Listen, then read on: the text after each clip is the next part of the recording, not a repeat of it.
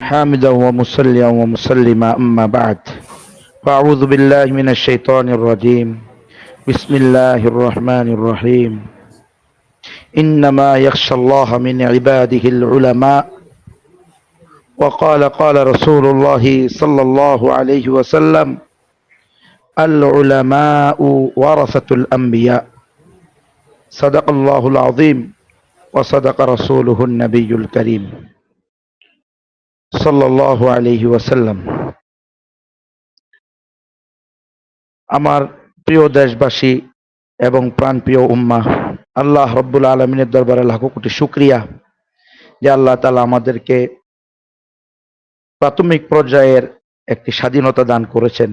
আলহামদুলিল্লাহ সুম্মা আলহামদুলিল্লাহ। এটা কম নয়, যেমনটি যে এক সপ্তাহ আগেও আমরা এই ইলিয়াস ভাইয়ের সাথে কথা বলবো বা ইলিয়াস ভাই আমাদের সাথে কথা বলবে, এভাবে এটা আতঙ্কের বিষয় ছিল। কারণ আমরা স্বৈরাচারী শাসকের এমন জুলুম, নির্যাতন এবং যার পণ্যায় নিপীড়নের মধ্যে ছিলাম প্রত্যেকটা অঙ্গনে, শুধু আমরা নয়।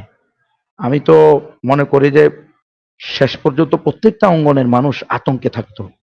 শুধুমাত্র যারা আওয়ামী লীগার, শেখ হাসিনার অন্ধ পাচাটা গোলাম ছাড়া আর সবাই সর্ব অবস্থায়, সে যে ঘরানারই হোক না কেন। তো আলহামদুলিল্লাহ সুম্মা আলহামদুলিল্লাহ। এটাও কম নয়, এটাও অনেক বড় নিয়ামত যে আমরা বাংলাদেশের ইতিহাসে সবচেয়ে বড় জালেমা, সবচেয়ে বড় অহংকারিণী থেকে, স্বৈরাচারিণী থেকে আল্লাহ তাআলা আমাদেরকে মুক্তি দান করেছেন, আলহামদুলিল্লাহ। তো প্রিয় ভাই সাংবাদিক ইলিয়াস হুসাইনকে অনেক আগ থেকেই এই নেটের মাধ্যমে, ফেসবুক ইউটিউবের মাধ্যমে চিনি আর কি। ভাইকে তো সরাসরি কখনো দেখি নাই।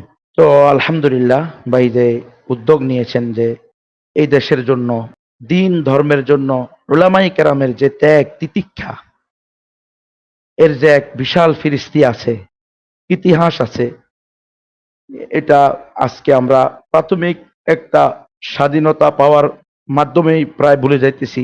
আসলে এটা উল্লেখযোগ্য যে উলামায়ে কেরাম আজকে যে এই ফ্যাসিস্টের, এই স্বৈরাচারের যে অধপতন, এবং তাকে যে আল্লাহ তাআলা লাঞ্ছিত, অপদস্থ, অপমানিত করে পিছনের দরজা দিয়ে পালিয়ে যেতে বাধ্য করেছেন, এর পিছনে তো নিঃসন্দেহে সবচেয়ে বেশি এবং প্রথম এর বিরুদ্ধে কথা বলেছেন ওলামায়ে কেরাম, ময়দানে ঝাঁপিয়ে পড়েছেন ওলামায়ে কেরাম। সেই 2013 বলেন, 2016 বলেন, 2021 বলেন, আর 2024। উর্দুতে প্রবাদ আছে, ইবতেদা মুশকিল হ্যায় ইন্তেহা মুশকিল নেহি। কোনো কাজ শুরু করাটা হলো কঠিন, কিন্তু শেষ করা কঠিন না। আপনারা বুঝবেন যে আজ থেকে 3 বছর আগে কেউ যদি তালেবানের পক্ষে বা তালেবান মুজাহিদদের পক্ষে কথা বলতো, তখন কি পরিমাণ ভয়ঙ্কর এবং আতঙ্কের বিষয় ছিল এটা সম্ভব না। আর এখন দেখেন সাধারণ মানুষও তালেবানের পক্ষে কথা বলে, কোনো সমস্যা নেই। কেন? এখন বিজয় হয়ে গেছে।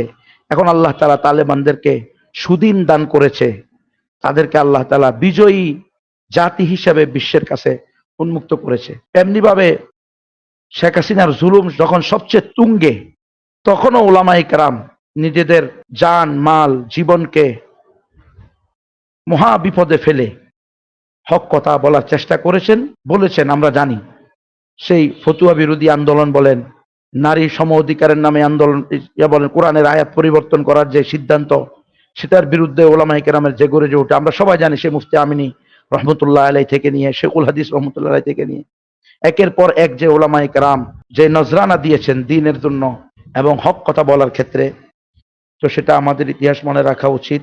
এখন বলতে পারেন যে 2024 সালে তো ওইরকম ব্যাপকভাবে ওলামায়ে কেরামকে মাঠে ময়দানে দেখা যায় নাই প্রথম দিকে। এটার কারণ আছে, আপনারা জানেন। ওলামায়ে কেরাম কোনো কাজ করলেই বলা হয় এটা জঙ্গি, এটার মধ্যে জঙ্গি ঢুকে গেছে। এমনি তো আপনাদেরকে রাজাকার বলে দিছে। আমরা যদি যাইতাম শুরু থেকে, প্রথমেই বলতো যে এরা হলো জঙ্গি।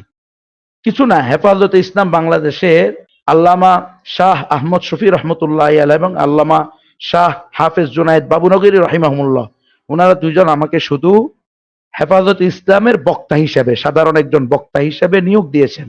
আমি হেফাজতের মঞ্চে লালদিঘির ময়দানে, জমিয়তুল ফালাহ ময়দানে, শানের রিসালাত সম্মেলনে আলোচনা করতাম, মিজান ময়দানে ফেনীতে আলোচনা করতাম। এতেই তারা রিপোর্ট করা শুরু করলো যে হেফাজতের ভিতরে জঙ্গি ঢুকে গেছে। তাহলে আপনারা দেখেন যে আমরা যদি এই আন্দোলনের শুরু থেকেই আসতাম, তখন তারা বহির্বিশ্বকে, তারা যাদেরকে খোদা হিসেবে মানে, তাদেরকে বুঝাইতে পারতো যে না, এটা কোনো ছাত্রদের আন্দোলন নয়, এটা ছাত্র সমাজের আন্দোলন, এটা হলো জঙ্গিদের আন্দোলন। আপনারা দেখেনি যে দাড়ি টুপিওয়ালারা, এরাই তো তালেবান। এই ধরনের কথা বলে পুরা এই আন্দোলনটাকেই হয়তোবা তারা নস্যাৎ করে দিত। এজন্য আমরা ওলামায়ে কেরাম যে এটার সাথে ছিলাম না এমন নয়, আমরা বরং শুরু থেকেই ছিলাম। আপনারা যদি আমার আইডি, ফেসবুক আইডি ফলো করে থাকেন, আপনারা দেখবেন আমি শুরু থেকেই ছাত্র সমাজের পক্ষে বিভিন্ন স্ট্যাটাস দিয়েছি। হ্যাঁ, আমার ভয় ছিল আমার উপরে, আমাকেও যে কোনো সময় ধরে নিতে পারতো, কিন্তু আমি জানি যে আমাকে মাত্র 2 মাস আগে ছাড়ছে ওরা, এখন আবার ধরে নিয়ে যাবে। রোজার ঈদের 6-7 দিন আগে ছাড়ছে, তো নিয়ে গেলে তো কিছু করার নাই, কিন্তু হকের ব্যাপারে কথা বলা উচিত। এজন্য বলেছি আলহামদুলিল্লাহ, সর্বশেষ আমাদের শেষের দিকে হলেও হেফাজতে ইসলাম বাংলাদেশ এটাকে, শুরুর দিকে তো মৌন সমর্থন দিয়েছেন, শেষের দিকে সে একেবারে লিখিতভাবে দিয়েছেন। বিশেষ করে হেফাজতের আমির, কায়েদে মিল্লাত, আমির হেফাজত আল্লামা শাহ মুহিবুল্লাহ বাবুনগরী দামাত বারাকাতুহুমুল আলিয়া, আল্লাহ তাআলা হযরতকে সুস্থতার সাথে নেক হায়াত দান করেন। উনি অত্যন্ত সাহসিকতার সাথে আলহামদুলিল্লাহ ছাত্র সমাজের আন্দোলনের সাথে সকলকে থাকার আহ্বান জানিয়েছেন। কথাগুলো আসলে সবাই আমরা জানি, একটু যদি ইতিহাস বা পিছন থেকে আমরা দেখি, তারপরেও অনেকে মনে করে যে আমাদের এখানে কোনো অবদান নেই। অনেকে বলে ফেলে আমাদের ছাত্রদের সাথে কওমি মাদ্রাসা। দেখেন ভাই, কওমি মাদ্রাসা হই, স্কুল হই, সরকারি মাদ্রাসা হই, আমরা মুসলমান তো, আমরা মুমিন তো, আমরা বাংলাদেশের নাগরিক তো। তো বাংলাদেশের নাগরিক হলে আমরা এই কথা বলার তো সুযোগ নাই। আমাদের মধ্যে ডিবেট হবে কিসের ভিত্তিতে? আপনি যে ঘরানারই হন না কেন, আপনি স্কুল কলেজের হন, আপনি সরকারি ঘরানা হন, বেসরকারি ঘরানা হোক হন, আপনারা আর আমরা একে অপরের সহযোগী হতে হবে। তাহলে দেশ এবং দেশের পরিস্থিতি, আমাদের দিন ধর্ম সবকিছু আমরা সুন্দরভাবে পালন করতে পারবো। ডিভাইড অ্যান্ড রুল, ভাগ করে দেওয়া, শাসন করা, এটা তো ব্রিটিশদের নীতি, ব্রিটিশদের রুলস। আমরা কেন ওই রুলসে যাব? আল্লাহ তাআলা আমাদের সকলকে, স্কুল কলেজ, সরকারি মাদ্রাসা, কওমি মাদ্রাসা, সকলকে এক ও ন্যাক হয়ে দিন ধর্ম এবং দেশের কল্যাণে কাজ করার তৌফিক দান করেন। 2021 সালে যখন ওলামায়ে কেরামদেরকে, বিশেষ করে হেফাজতে ইসলামের ওলামায়ে কেরামদেরকে আমভাবে ধরপাকড় শুরু হয় মোদি বিরোধী আন্দোলনের কারণে, বিশেষ করে আমাদের বড় বড় আলেমদেরকে ধরা শুরু করে, তখন আমাকেও আমার কিছু বন্ধু বান্ধব মুরব্বীরা বললেন যে গুনবী, কিছুদিনের জন্য মোবাইল বন্ধ রাখেন, কিছুদিনের জন্য একটু চুপচাপ থাকেন। আমি মূলত দাওয়াতের কাজ করি, অর্থাৎ অমুসলিমদের মাঝে দাওয়াত, নবমুসলিমদের পুনর্বাসনমূলক কিছু কাজ আমি করি, এবং খ্রিস্টান মিশনারিরা যে তাদের সেবার আড়ালে আমাদের দেশের মানুষকে, হিন্দু বৌদ্ধ উপজাতি তো আছেই, মুসলমানদেরকেও খ্রিস্টান বানিয়ে ফেলে, এর মোকাবেলায় আমি কিছু কাজ করি, দাওয়াতের কাজের। তো ওই সুবাদে আমি মাহফিলের সিজন যেহেতু শেষ, আমি চলে গেছিলাম খাগড়াছড়িতে, ওখানে একটা মসজিদের কাজ করতেছিলাম, মসজিদের জন্য ইট বালু ক্রয় করতেছিলাম। ওই জায়গার মোহতামিম সাহেব আমাকে চিনতেন। তিনি, আমি যে পাহাড়ে কাজ করতেছিলাম ওই পাহাড়ের ইমাম সাহেবকে ফোন করে বলতেছেন, মোহতামিম সাহেবকে, যে গুনবী সাহেবকে একটু সরে যেতে বলেন, উনার পিছনে সম্ভবত প্রশাসনের লোকরা লাগছে, সাদা পোশাকধারীরা উনাকে খুঁজতেছে। আর আমিও বুঝতে পেরেছি, যেহেতু আমাদের ইতিমধ্যে আমাদের মুরব্বীদের প্রায় অনেককেই ওরা ধরে ফেলছে। তো আমি কি করব, আমি ওই সময় মোবাইল বন্ধ রেখে ওখান থেকে সরে গেলাম। তো আমার উস্তাদের বাড়ি নোয়াখালীতে আমি অবস্থান করতেছিলাম। এর মধ্যে উস্তাদের বাড়িতে থাকতেছি থাকতেছি একদিন সকালবেলা, এটা হলো 6/7/2021, তো আমি মোবাইল আমার কাছে ওই সময় যেটা ছিল সেটাও আমি খুলে রেখেছি। এর মধ্যে ওস্তাদজি এসে কান্নাকাটি করতেছেন, আমাকে বলতেছেন যে হাসান, আমি তো তোমাকে আসলে বাঁচাতে পারলাম না। আমি ওনাকে বললাম যে আপনি কান্নাকাটি করেন না, আমার যা আছে তা হবে, শুধু আপনি আমাকে এখান থেকে নিয়ে যাওয়ার 10 মিনিটের মধ্যে আমার পরিবারকে খবরটা দিয়ে দিবেন যে আমাকে সাদা পোশাকধারীরা তুলে নিয়ে গেছে। ওদের কাছে পিস্তল, ওদের কাছে সবকিছু ছিল গোপনে, ওরা বলছে যে আমাদের কাছে সব আছে, আমরা প্রশাসনের লোক, ডিবি পরিচয় দিয়েছে, গোয়েন্দা পরিচয় দিয়েছে আর কি। পরে আমি বের হই, আমি আমার উস্তাদ জি কোনো বিপদে না পড়ে বের হয়ে আমি তাদের সামনে যাই। আমি সামনে বললাম যে আপনারা কারা, আপনাদের পরিচয় দেন। এই কথা বলার সাথে সাথে সে আমাকে গালিগালাজ শুরু করে, যে এত বড় সাহস, আবার পরিচয় খোঁজো, তুমি জানো না তুমি কি করছো? আমি কি করছি? আমি একজন সাধারণ বক্তা, আমি কোরআনের আলেম, আমি মুফতি, আমি মুফাসসির, আমি একজন নবীর ওয়ারিস হিসাবে আমার দায়িত্ব, আমার কর্তব্য ততটুকু আমি উম্মতের সামনে তুলে ধরেছি, এটা আমার দায়িত্ব। দিন বিরোধী, ইমান বিরোধী, উম্মা বিরোধী, দেশ বিরোধী যে কোনো ষড়যন্ত্রের মোকাবেলায় কথা বলা, এটা আমার অধিকার, এটা আমার দায়িত্ব নবীর ওয়ারিস হিসাবে, আল্লাহর প্রতিনিধি হিসাবে। তো আমি এই কাজ করেছি, আমি তো কোনো অন্যায় কাজ করেছি বলে আমার মনে হয় না, আমি তাকে বললাম। কিন্তু সে কোনো কথা শুনতে সে বলতেছে যে আমরা সরকারের লোক, তুমি বেশি বাড়াবাড়ি করবা, এখানে সমস্যা হয়ে যাবে। তুমি না, ওই সময় তারা আমাকে আপনি আপনি করে বলতেছিল। আপনি যদি কোনো, দেখেন আপনি একজন জ্ঞানী মানুষ, এসে মানে আমাকে যত প্রকার ফুলানো যায় আর কি, তারা আমাকে ফুলানোর চেষ্টা করলো, বোঝানোর চেষ্টা করলো। তো আমি দেখলাম যে আসলে ওরা যাই বলুক না বলুক, আমি যদি এখান থেকে না যাই, গ্রামের মানুষ, আমার এই ওস্তাদজি তুলনামূলক গরিব মানুষও উনি, উনি যদি বিপদে পড়ে যায়, কতগুলো মামলা, ওনার মেয়ে আছে, উনার ছেলে আছে, উনি আছেন, উনার আহলি আছেন, এরা কি করবে, কিভাবে কি করবে? এই জন্য আমি বললাম যে ঠিক আছে, আমি অসুবিধা নেই। ওরা আমাকে বললো যে আমরা আপনাকে হ্যান্ডকাপও লাগাবো না, আপনার চোখও বাঁধবো না, আপনি চলেন, গাড়িতে চলেন, আমাদের বসরা আপনার সাথে আপনি যে আলোচনাগুলো করছেন এগুলো নিয়ে কথা বলবো, এরপর আপনাকে ছেড়ে দিবে। ওরা প্রথমে এসেই আমার উস্তাদজি এবং তার ওনার খালাতো ভাইয়ের বাড়ি একসাথে, দুই বাড়িরই সকলের, নারী পুরুষ সকলের মোবাইল তারা নিয়ে নিয়েছে। এরপর তারা আমাকে গাড়িতে তুলছে, গাড়িতে তুলেই আমার চোখ বেঁধে ফেললো একটা গামছা দিয়ে, আর হাতে হ্যান্ডকাপ লাগিয়ে দিল, বললো যে হুজুর মনে কিছু নেবেন না, এটা আমাদের দায়িত্ব, আর আমাদের উপর থেকে আমাদের হুকুম, এটা আমাদের বসরা আমাকে বলেছে, আপনি মনে কিছু নেবেন না, আমাদের এটা করতেই হবে। যখন এগুলো লাগানো শেষ, চোখ বাঁধা শেষ, হ্যান্ডকাপ লাগানো শেষ, তখন বলতেছে গুনবী তুমি মূলত গুম হয়ে গেছো। একথা বললেই আমাকে, আমার সাথে কথা শুরু করে। এরপর শুরু করে আমাকে নিয়ে ধমকানি, এই তুই অমুক বয়ান কেন করছস, এই বয়ান কেন করছস, ওই বয়ান কেন করছস। আমি বলছি বয়ান করছি, কোরআন হাদিস অনুযায়ী বয়ান করছি, এটা আমার দায়িত্ব, আমি এই জন্য করছি, কি সমস্যা আপনি বলেন, আলেম ওলামা আছে তাদের সামনে নেন। আর আপনারা আমার চোখ বাঁধছেন, আমার তো মাথা ঘুরাইতেছে, আমার বমি হইতে পারে। পরে আরেকজন বললো যাচ্ছে এই বাদ দাও, এখন হুজুরের সাথে কিছু বলো না, এই ওনাকে পরে জিজ্ঞেস করবে স্যারেরা, চুপ করে দেয়, হুজুর আপনি ঘুমাইয়া যান। কথা বলে আমাকে ভীষণ হেলান দিয়ে দিল, আমি বসে থাকলাম। তো আমি বুঝতে পারছি যে ওরা আমাকে ঢাকার দিকে নিয়েছে, এই চোখ বেঁধেই ওরা আমাকে ঢাকা নিয়ে গেছে। তো সম্ভবত এটা র্যাব 1 হবে, র্যাব 1-এর গোয়েন্দা শাখা, তারা আমাকে তাদের গুম সেন্টারে বা আয়নার ঘর যেটা বলেন, সেখানে তারা আমাকে নিয়ে যায়। এটা আমি পরে জানতে পারি, প্রথম আমি মনে করছি জিজিএফআই, কিন্তু পরে আমাকে যে সেলগুলোতে রাখছে, যে টর্চারিং করছে, যে আচরণ করছে, এগুলো শুনে জেলখানার ভিতরে আরো অনেক আছে না আসামি, তাদের সাথে কথাবার্তা বলার পরে, তাদেরগুলো শোনার পরে, আমারগুলো শোনার পরে তারা বললো যে না, এটা র্যাব 1-ই হবে। এবং আমারও পরে মনে হয়েছে। তো তারা আমাকে নিয়ে গিয়ে প্রথমে একটা রুমে নেয়, একটা চেয়ারের মধ্যে বসায়, যেখানে বসে তারা ঘুরায় আর কি, ওই রকম চেয়ারে বসে আমাকে হুমকি ধমকি দেয়, দিয়ে আমার সব বিস্তারিত নাম ঠিকানা, বাবা মা, মামা খালু খালাম্মা, মামি শাশুড়ি, মানে 14 গোষ্ঠীর নাম ঠিকানা যতটুকু পারছে সব নিচ্ছে। আমি সব দিছি, আমার তো গোপন কিছু নাই। আমি সব দেওয়ার পরে ওখান থেকে আমাকে বিকালবেলা, এই সকালে আমার এই 7:30-8টার দিকে, 7টার পরে আমাকে ওরা নিয়ে যায় এখান থেকে। এরপরে বিকাল আসরের পরে সম্ভবত আমাকে ওই ঘর থেকে আরেকটা ঘরে নিয়ে যায়, দোতলা বিল্ডিং, সম্ভবত 3তলা 4তলা আছে কিনা আমি জানি না। দোতলায় উঠাইলো, ওটার ঘরটা হলো সিঁড়িটা রাস্তার করা না, এরকম মনে হলো আমার কাছে। সেখানে তুলে আমাকে একটা রুমের ভিতরে ঢুকাইয়া আমার মাথাকে দেয়ালের সাথে ঠেক দিয়ে একজনে আমাকে বললো যে এই খবরদার কোনো কথা বলতে পারবে না, এই যে এই তোমার কাপড় খুলে ফেলো, এই কাপড়গুলো পরো, একটা লুঙ্গি আর একটা গেঞ্জি দিল। এই ওই স্কুল কলেজের ছেলেরা যে গেঞ্জিগুলো পরে আর কি, হাফ হাতাওয়ালা, এই গেঞ্জিগুলো আমাকে একটা দিল, আর একটা লুঙ্গি দিল। আমার টুপি পাঞ্জাবি সেলোয়ার, আমার নিজের কাপড়, এগুলো সব তারা নিয়ে গেল। ওখানে ঢুকাইলো, আমার চোখ বাঁধা মোটা, এই যে মানুষ যে টাই লাগায় না, এই টাইয়ের মতো এরকম মোটা কাপড় দিয়ে, মোটা বেল্ট দিয়ে আমার চোখ বেঁধে রাখলো, আর হাতে হ্যান্ডকাপ দিয়ে রাখলো 24 ঘন্টা, মানে একদম শুরু থেকে। আর এগুলো খুলি নাই, এভাবে আমাকে রুমের মধ্যে রেখে দিল। রাত্রে খাবার দিল, খাবার দেওয়ার সময় বললো যে দেয়ালের দিকে ফিরে, পিছনের দেয়ালের দিকে ফিরে, চোখ বেঁধে বাঁধা অবস্থায় ওই দেয়ালের মধ্যে দিকে ফিরে আপনি খানা খাবেন, চোখ খুলে আবার ওই দিকে থেকে হাত ধুয়ে এই চোখ বেঁধে নিয়ে আবার বেড়ে আসবেন। তো ওখানকার একটা ছেলে আমাকে চিনে ফেলছে, সে আমাকে বলছে হুজুর ইন্নালিল্লাহ, আপনাকে তো আমি চিনি, আপনি তো, আমি তো আপনার ওয়াজও শুনি, কিন্তু আপনাকে কেন আনবো? আমি বললাম যে বাবারে আমি তো জানি না কেন আসতে, কিন্তু এখানে কি, আমাকে কি জন্য আনছে, কোন জায়গায় এটা তুমি জানো নাকি? বলছে হুজুর হুজুর আর কোনো প্রশ্ন করিয়েন না, থাক আমি আর আপনাকে কিছু বলতে পারবো না।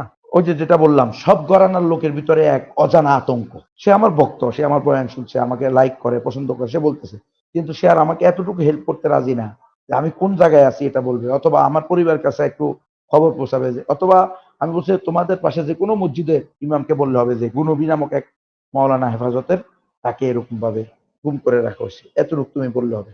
সেটাও সে বলতে রাজি না। যাই হোক, পরে আমাকে এখানে রেখে দিয়ে দেওয়া হলো, একটা পানির বোতল দেওয়া হলো। এই বললো তো ওই ছেলেটা আমার বলে গেল যে হুজুর আপনাকে আমি দেখে বড় বোতলটা দিলাম, আপনি এটা মাথার নিচে দিয়ে ঘুমাইতে পারবেন, কারণ ওখানে ঘুমে এবং রিমান্ডে যদি আপনার বালিশ থাকে তাহলে এটা নেয়ামত আপনার জন্য। একটা পানির বোতল থাকলে এটাকে বালিশ বানিয়ে শুতে পারবেন না। এটাই ওখানে গনিমত, কিন্তু কিছু নাই। ফ্লোরের মধ্যে থাকতে হবে, অথবা একটা কম্বল দিবে, এটা বিছিয়ে আপনি শুতে হবে, পাতলা কম্বল। সে আমাকে এটা দিয়ে গেল। এরপরে আমি বসে আছি, জিকির আজকার নামাজ কালাম পড়তেছি, আল্লাহর কাছে কান্নাকাটি করতেছি, আল্লাহ ভালো জানেন কি হবে না হবে। আচ্ছা, আমাদেরকে যে রুম গুলোর মধ্যে রেখেছে, এই রুমটা আমি পা দিয়ে হেঁটে হেঁটে মেপেছি। 6 পা চওড়া, 17 পা লম্বা, শুধু সামনে লোহার দরজা, মোটা মোটা রড দিয়ে লোহার দরজা, দরজার মধ্যে 2টা করে তালা মারা। ওখান থেকে বের করে বাম সাইডে একটা রুমে ঢুকাইলো, দেখি যে এসি রুম। আমার তো চোখ বাঁধা হাত বাঁধা। এসি রুম, এটা আমি বুঝতেছি। নেওয়ার পরে 2 ব্যক্তি আমাকে একের পর এক প্রশ্ন করা শুরু করলো। একবার বলল, তুমি তো পাকিস্তানের ফজলুর রহমানের দল করো, তুমি ওই দেশে গেছো, ওদের সাথে তোমার সংযোগ। মিথ্যা কথা, আমি জীবনে কোনোদিন পাকিস্তান যাইনি। এরপরে তুমি আফগানিস্তান গেছো, না এটার সাথে কোনো সম্পর্ক নেই। এরপরে বলতেছে তুমি আইএস এ বায়াত দিয়েছো, আইএস নামক সংগঠন। আমি বলি না, এগুলোর মধ্যে আমার কোনো সম্পর্ক নেই। এরপরে বলতেছে তুমি এই জামাত ইসলামের নায়েবে আমির বর্তমান ডাক্তার শহীদ আব্দুল্লাহ মোহাম্মদ তাহের আমাদের এলাকার এমপি ছিল। আমার বাড়ি কুমিল্লা 14 গ্রাম গুণবতী, আর শস্যদি হলো ওই এমপি সাহেবের বাড়ি, আব্দুল্লাহ মোহাম্মদ তাহের, ওনার বাড়ি। তো বলছে তুমি ওনার সাথে গোপন মিটিং করে সরকার উৎখাতের কাজ করছো। আমি বলছি না, এটাও সত্য না। এ বলছে তুমি আল কায়দার আধ্যাত্মিক নেতা। আমি বলছি আল কায়দা দেশে আছে কিনা এটাই আমি জানি না, আমার কাছে এখনো এই সন্দেহ লাগে যে এগুলো কোনো আপনাদের বানানো কিনা। এরপরে বলতেছে তাইলে তুমি জসিমউদ্দিন রহমানির সেকেন্ড ম্যান। আমি বলছি এটাও মিথ্যা কথা, জসিমউদ্দিন রহমানি সাহেবকে আমি বাহিরে থাকতে কোনোদিন দেখিই নাই। এখন আমি একটা একটা ডিনাই করি, তারা প্রত্যেকটা আমাদের রাজি না। এখন এসে আমার ঘাড়ের উপরে চাপ দিয়ে একজনে বলতেছে, ও গুনবী বলতেছো না, সবই স্বীকার করবো, বুঝছো, কোন কোন দেশে গেছো বলো। এই শুরু হলো আর কি। আমি বললাম যে কি মারবেন নাকি, মারলে মেরে ফেলেন, কিন্তু এরকম মিথ্যা কথা বলানোর তো কোনো মানি হয় না।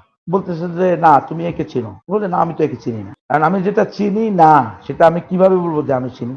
এবার বলতেছে দেখো তুমি একে চিনো, এর সাথে তুমি গোপন বৈঠক করছো, এই করছো সে করছো, তুমি জঙ্গি, তুমি উগ্রবাদী। আমি বলছি আমি জঙ্গি কি, আমি কেন সন্ত্রাসী হবো, আমার কোনো দল আছে?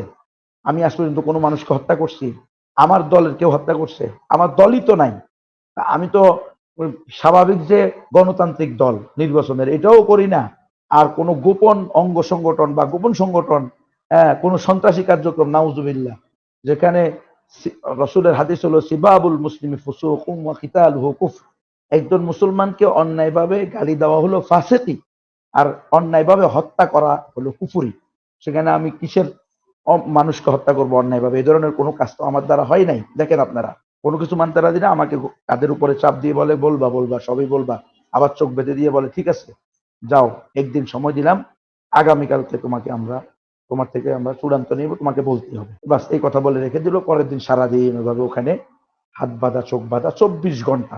কোন জালেম তো এমন আছে, নিয়ম হলো কি, আপনি যে ওখানে থাকবেন, বাথরুম প্রস্তাবখানা গেলে ওরা যে কয় মিনিট বলে দিবে, এই কয় মিনিটের মধ্যে আসতে হবে। দেরি হলে ওরা চিল্লাচিল্লি শুরু করবে, পিটাবো এখন, হ্যাঁ এই করে ফেলবো ওই করে ফেলবো। আর আপনি যদি একবারের বেশি 2বার বাথরুমে যেতে চান, যাতে দিবে না। যখনই আপনার জরুরতের প্রয়োজন হবে, দরজার কাছে গিয়ে গ্রিলের সাথে যে লোহার রডের দরজা, গ্রিলের ওটার ভিতরে গিয়ে আপনার এই হ্যান্ডকাপ দিয়ে এভাবে করে বাড়িয়ে দিতে হবে। ওরা মাথায়, গলির মাথায় বসে থাকে, ওখান থেকে এসে নিয়ে যায়, অন্ধের মতো, অন্ধ মানুষকে যেরকম ধরে ধরে নিয়ে যায়। কখনো লাঠি দেয় ধরার জন্য, ও সামনে সামনে হাতে লাঠির মাথা ধরে ধরে তার সাথে যাইতে হয়, ধাক্কা দিয়ে দিয়ে সে পিছন থেকে নিয়ে যায়। এইভাবে করে আমাদেরকে ওখানে রাখা হয়েছে। পরের দিন রাত আবার সেই 10টার সময় আমাকে ওই রুমে আবার নিয়ে যায়। নিয়ে এবার জোরে ডেকসেট বাজায়, অনেক জোরে জোরে। আমি তখন চিন্তা করলাম কি ব্যাপারে আমার গান শোনাইতেছে কেন।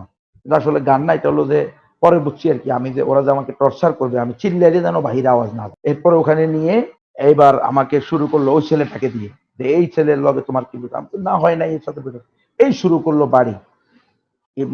এই মোটা লাঠি, একেবারে মজবুত লাঠি আর কি, এমন পিটানো শুরু করলো আমাকে। হ্যাঁ, 2 হাতের বাহুর মধ্যে, রানের মধ্যে। আমি তো চিৎকার করলাম। এখন আমাকে বলে তোকে বলতেই হবে যে তুই কোন সংগঠনের সাথে জড়িত। আমি বলছি আমি হেফাজতে ইসলাম বাংলাদেশের একজন সাধারণ কর্মী এবং বক্তা। আমাকে আল্লামা শফি সাহেব, আল্লামা জুনাইদ বাবুনগর সাহেব দামাত বারাকাতুমুল্লাহ আলিয়া ওনাদের হেফাজতের বক্তা হিসেবে নিয়োগ দিয়েছেন। আপনারা বিশ্বাস না হলে আল্লামা মীর ইদ্রিস সাহেব সহ যারা ওখানকার মশওয়ারা থাকেন হেফাজত ইসলামের, ওনাদেরকে জিজ্ঞেস করেন চট্টগ্রামের, ওনারা আমাকে হেফাজতের সকল শানে রেসালাত সম্মেলনে বক্তা হিসেবে এখন থেকে থাকবেন এই বলে সিদ্ধান্ত দিয়েছে। আর আমি দাওয়াতের কাজ করি, পাবলিকের কাজ, দাওয়াত দেওয়া আমার দায়িত্ব। দাওয়াত পাওয়া তাদের দিকে, আর কেউ গ্রহণ করতে পারে কেউ নাও পারে, সেটা আল্লাহর হাতে। ইন্নাকা লা তাহদি মান আহবাবতা ওয়ালাকিন্নাল্লাহা ইয়াহদি মান ইয়াশা। আল্লাহ যাকে চাইবেন তাকে হেদায়েত দিবেন, আল্লাহ যাকে চাইবেন না তাকে হেদায়েত দিবেন। তো এই কথা বলে আমি তাকে, যে আমি এগুলোর সাথে জড়িত না, কোনো কথাই শুনতে রাজি না। তারা বলতে চায় তোমার মতো এমন আরো 50 জনের নাম বলতে হবে জিহাদের বয়ান করে, জিহাদের কথা বলে, হ্যাঁ এরকম ভাবে তোমার মতো উগ্রবাদী কথা বলে। আমি বলতে এগুলো এরকম কোনো কিছুই তো নাই, আমি এগুলো আপনাকে কেমনে বলবো। এবারে লটকায়া কারেন্টের শর্ট দিয়া আমাকে তারা পিটানো শুরু করলো। আমাকে বলতেছে কি একমাত্র সঠিক ধর্ম ইসলাম, এই কথা কেন বললি? তো আমি বললাম একমাত্র সঠিক ধর্ম ইসলাম, এটা তো আমার কথা না বাবা, এটা পবিত্র কোরআনের সূরা আলে ইমরানের 19 নম্বর আয়াত। আপনি খুলে দেখেন, রব্বুল আলামিন বলেছেন ইন্নাদ-দীনা ইনদাল্লাহি আল ইসলাম, নিশ্চয়ই আল্লাহর নিকট একমাত্র মনোনীত গ্রহণযোগ্য ধর্ম হলো ইসলাম। তারা আমাকে বলে যে না, তোকে বলতে হবে সকল ধর্ম সমান, কারণ এটা গণতন্ত্রের দেশ, গণতন্ত্রের দেশে তুই গণতন্ত্র অনুযায়ী চলতে হবে। গণতন্ত্র বলে সকল ধর্ম সঠিক। আমি বলছি অসম্ভব, সকল ধর্ম সঠিক বা সকল ধর্ম সমান এই কথা বলার সুযোগ আমার নাই।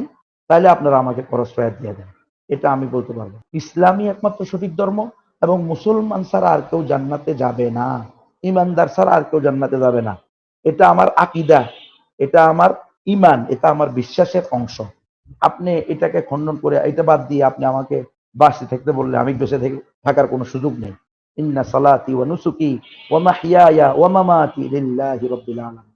আমার সবকিছু আল্লাহর জন্য, আর আমি আল্লাহর সিদ্ধান্তের বিপরীতে গিয়ে আমি বলবো সকল ধর্ম সঠিক, এটা কখনো সম্ভব না। তারা ওইখানে যে আমার টর্চার করছে, এক পর্যায়ে আমি আসলে সেন্সলেস কখন হয়েছি আমি জানি না। এই টর্চারের সাথে সাথে আমি আর আমার জ্ঞান সম্ভবত ছিল না আমার। এক পর্যায়ে আমি যখন হোশ ফিরে আমি দেখি যে আমাকে ওই আবার কুঠুরিতে নিয়ে রাখা হয়েছে। এরপরে আমাকে একজনে, যখন আমি উঠলাম কান্নাকাটি করতেছি, ওই সময় ব্যথা সারা শরীরে, তখন একজনে এনে কিছু ওষুধ দিয়ে গেল, প্যারাসিটামল ওষুধ দিয়ে গেল, যে হুজুর ওষুধগুলো খান। আমি বললাম যে না, আমি ওষুধ খাবো না, আমার এগুলো এমনি ভালো হবে। সে বলতে না না ওষুধ খান, তাহলে সমস্যা হবে, বিপদ হবে। এর মধ্যে মনে হয় একবার পানি চেয়েছিলাম, তখন পানিও দেয় নাই, টর্চারিং যখন করে তখন। আল্লাহ, এই পর্যায়ে আমাকে ওখানে তারা রেখে দেয়। এরপরে তারা, এটা হলো দ্বিতীয় দিন, এরপরে আরো 8 দিন আমাকে রাখে। 6/7/2021 তুলে নেয়। 7-8 এই 2 দিন তারা আমাকে প্রশ্ন করে, এই টর্চারিং করে।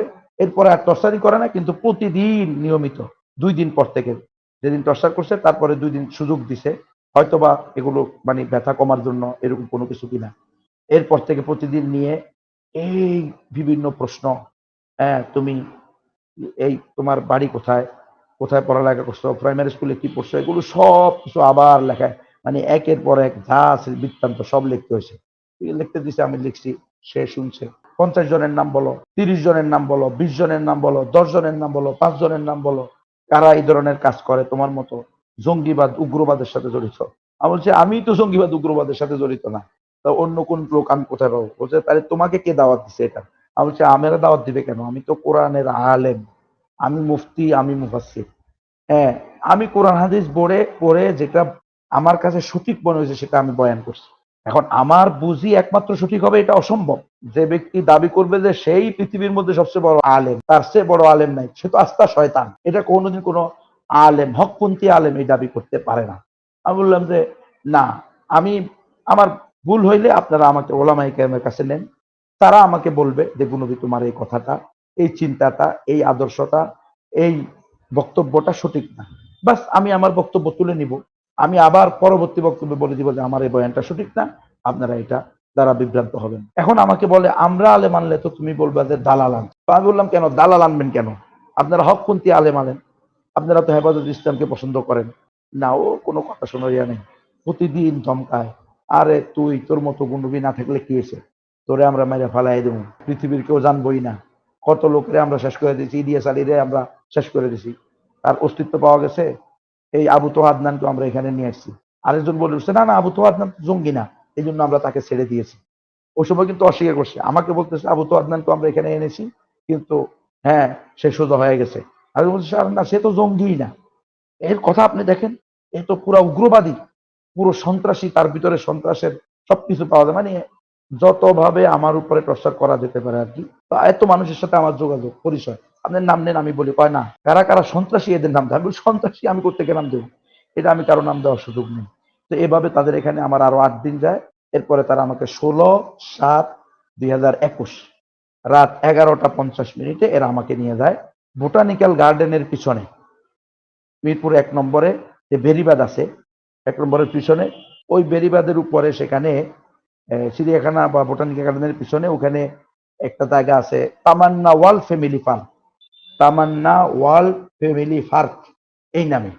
এটার সামনে আমাকে নিয়ে যায় এরা, ওই চোখ বাঁধা হাত বাঁধা অবস্থায়। এই গুম সেন্টার ওয়ালারা আমাকে তুলে দেয় হলো নোহা গাড়িতে করে নিয়ে হাইস গাড়িতে উঠে দেয়। তারা আমাকে 11টা 50 মিনিটে নিয়ে যায় ওই জায়গায় তামান্না ওয়াল ফ্যামিলি পার্কের ঠিক অপোজিটেই, ওটার যে গেট, ওই গেটের অপোজিটেই চায়না কোম্পানি বা চায়না ফ্যাক্টরি নামে একটা জায়গা আছে। ওখানে একটা পরিত্যক্ত গেট আছে, মানে এই গেটটা ব্যবহার হয় না ওই কোম্পানির। ওই গেটের সামনে আগে থেকে র‍্যাব 4 এর বাহিনী, পোশাকধারীরা মিরপুরের, এরা ওখানে উপস্থিত গাড়ি নিয়ে, ওদের লোক নিয়ে, আরো কিছু এলাকারও কিছু লোক জমা করে আমাকে ওখানে নিয়ে আসছে। আমাকে বলতেছে হুজুর খবরদার কোনো কথা বলবা না, তুমি বেঁচে গেছো, তোমার বাপ মার দোয়া আছে মনে হয় তোমার জন্য, তোমার হুজুরদের দোয়া আছে, হ্যাঁ তোমার তো ক্রস ফায়ার দেওয়ার কথা ছিল, তো বেঁচে গেছো, কোনো কথা বলবা না, একদম কোনো কথা বলবা না।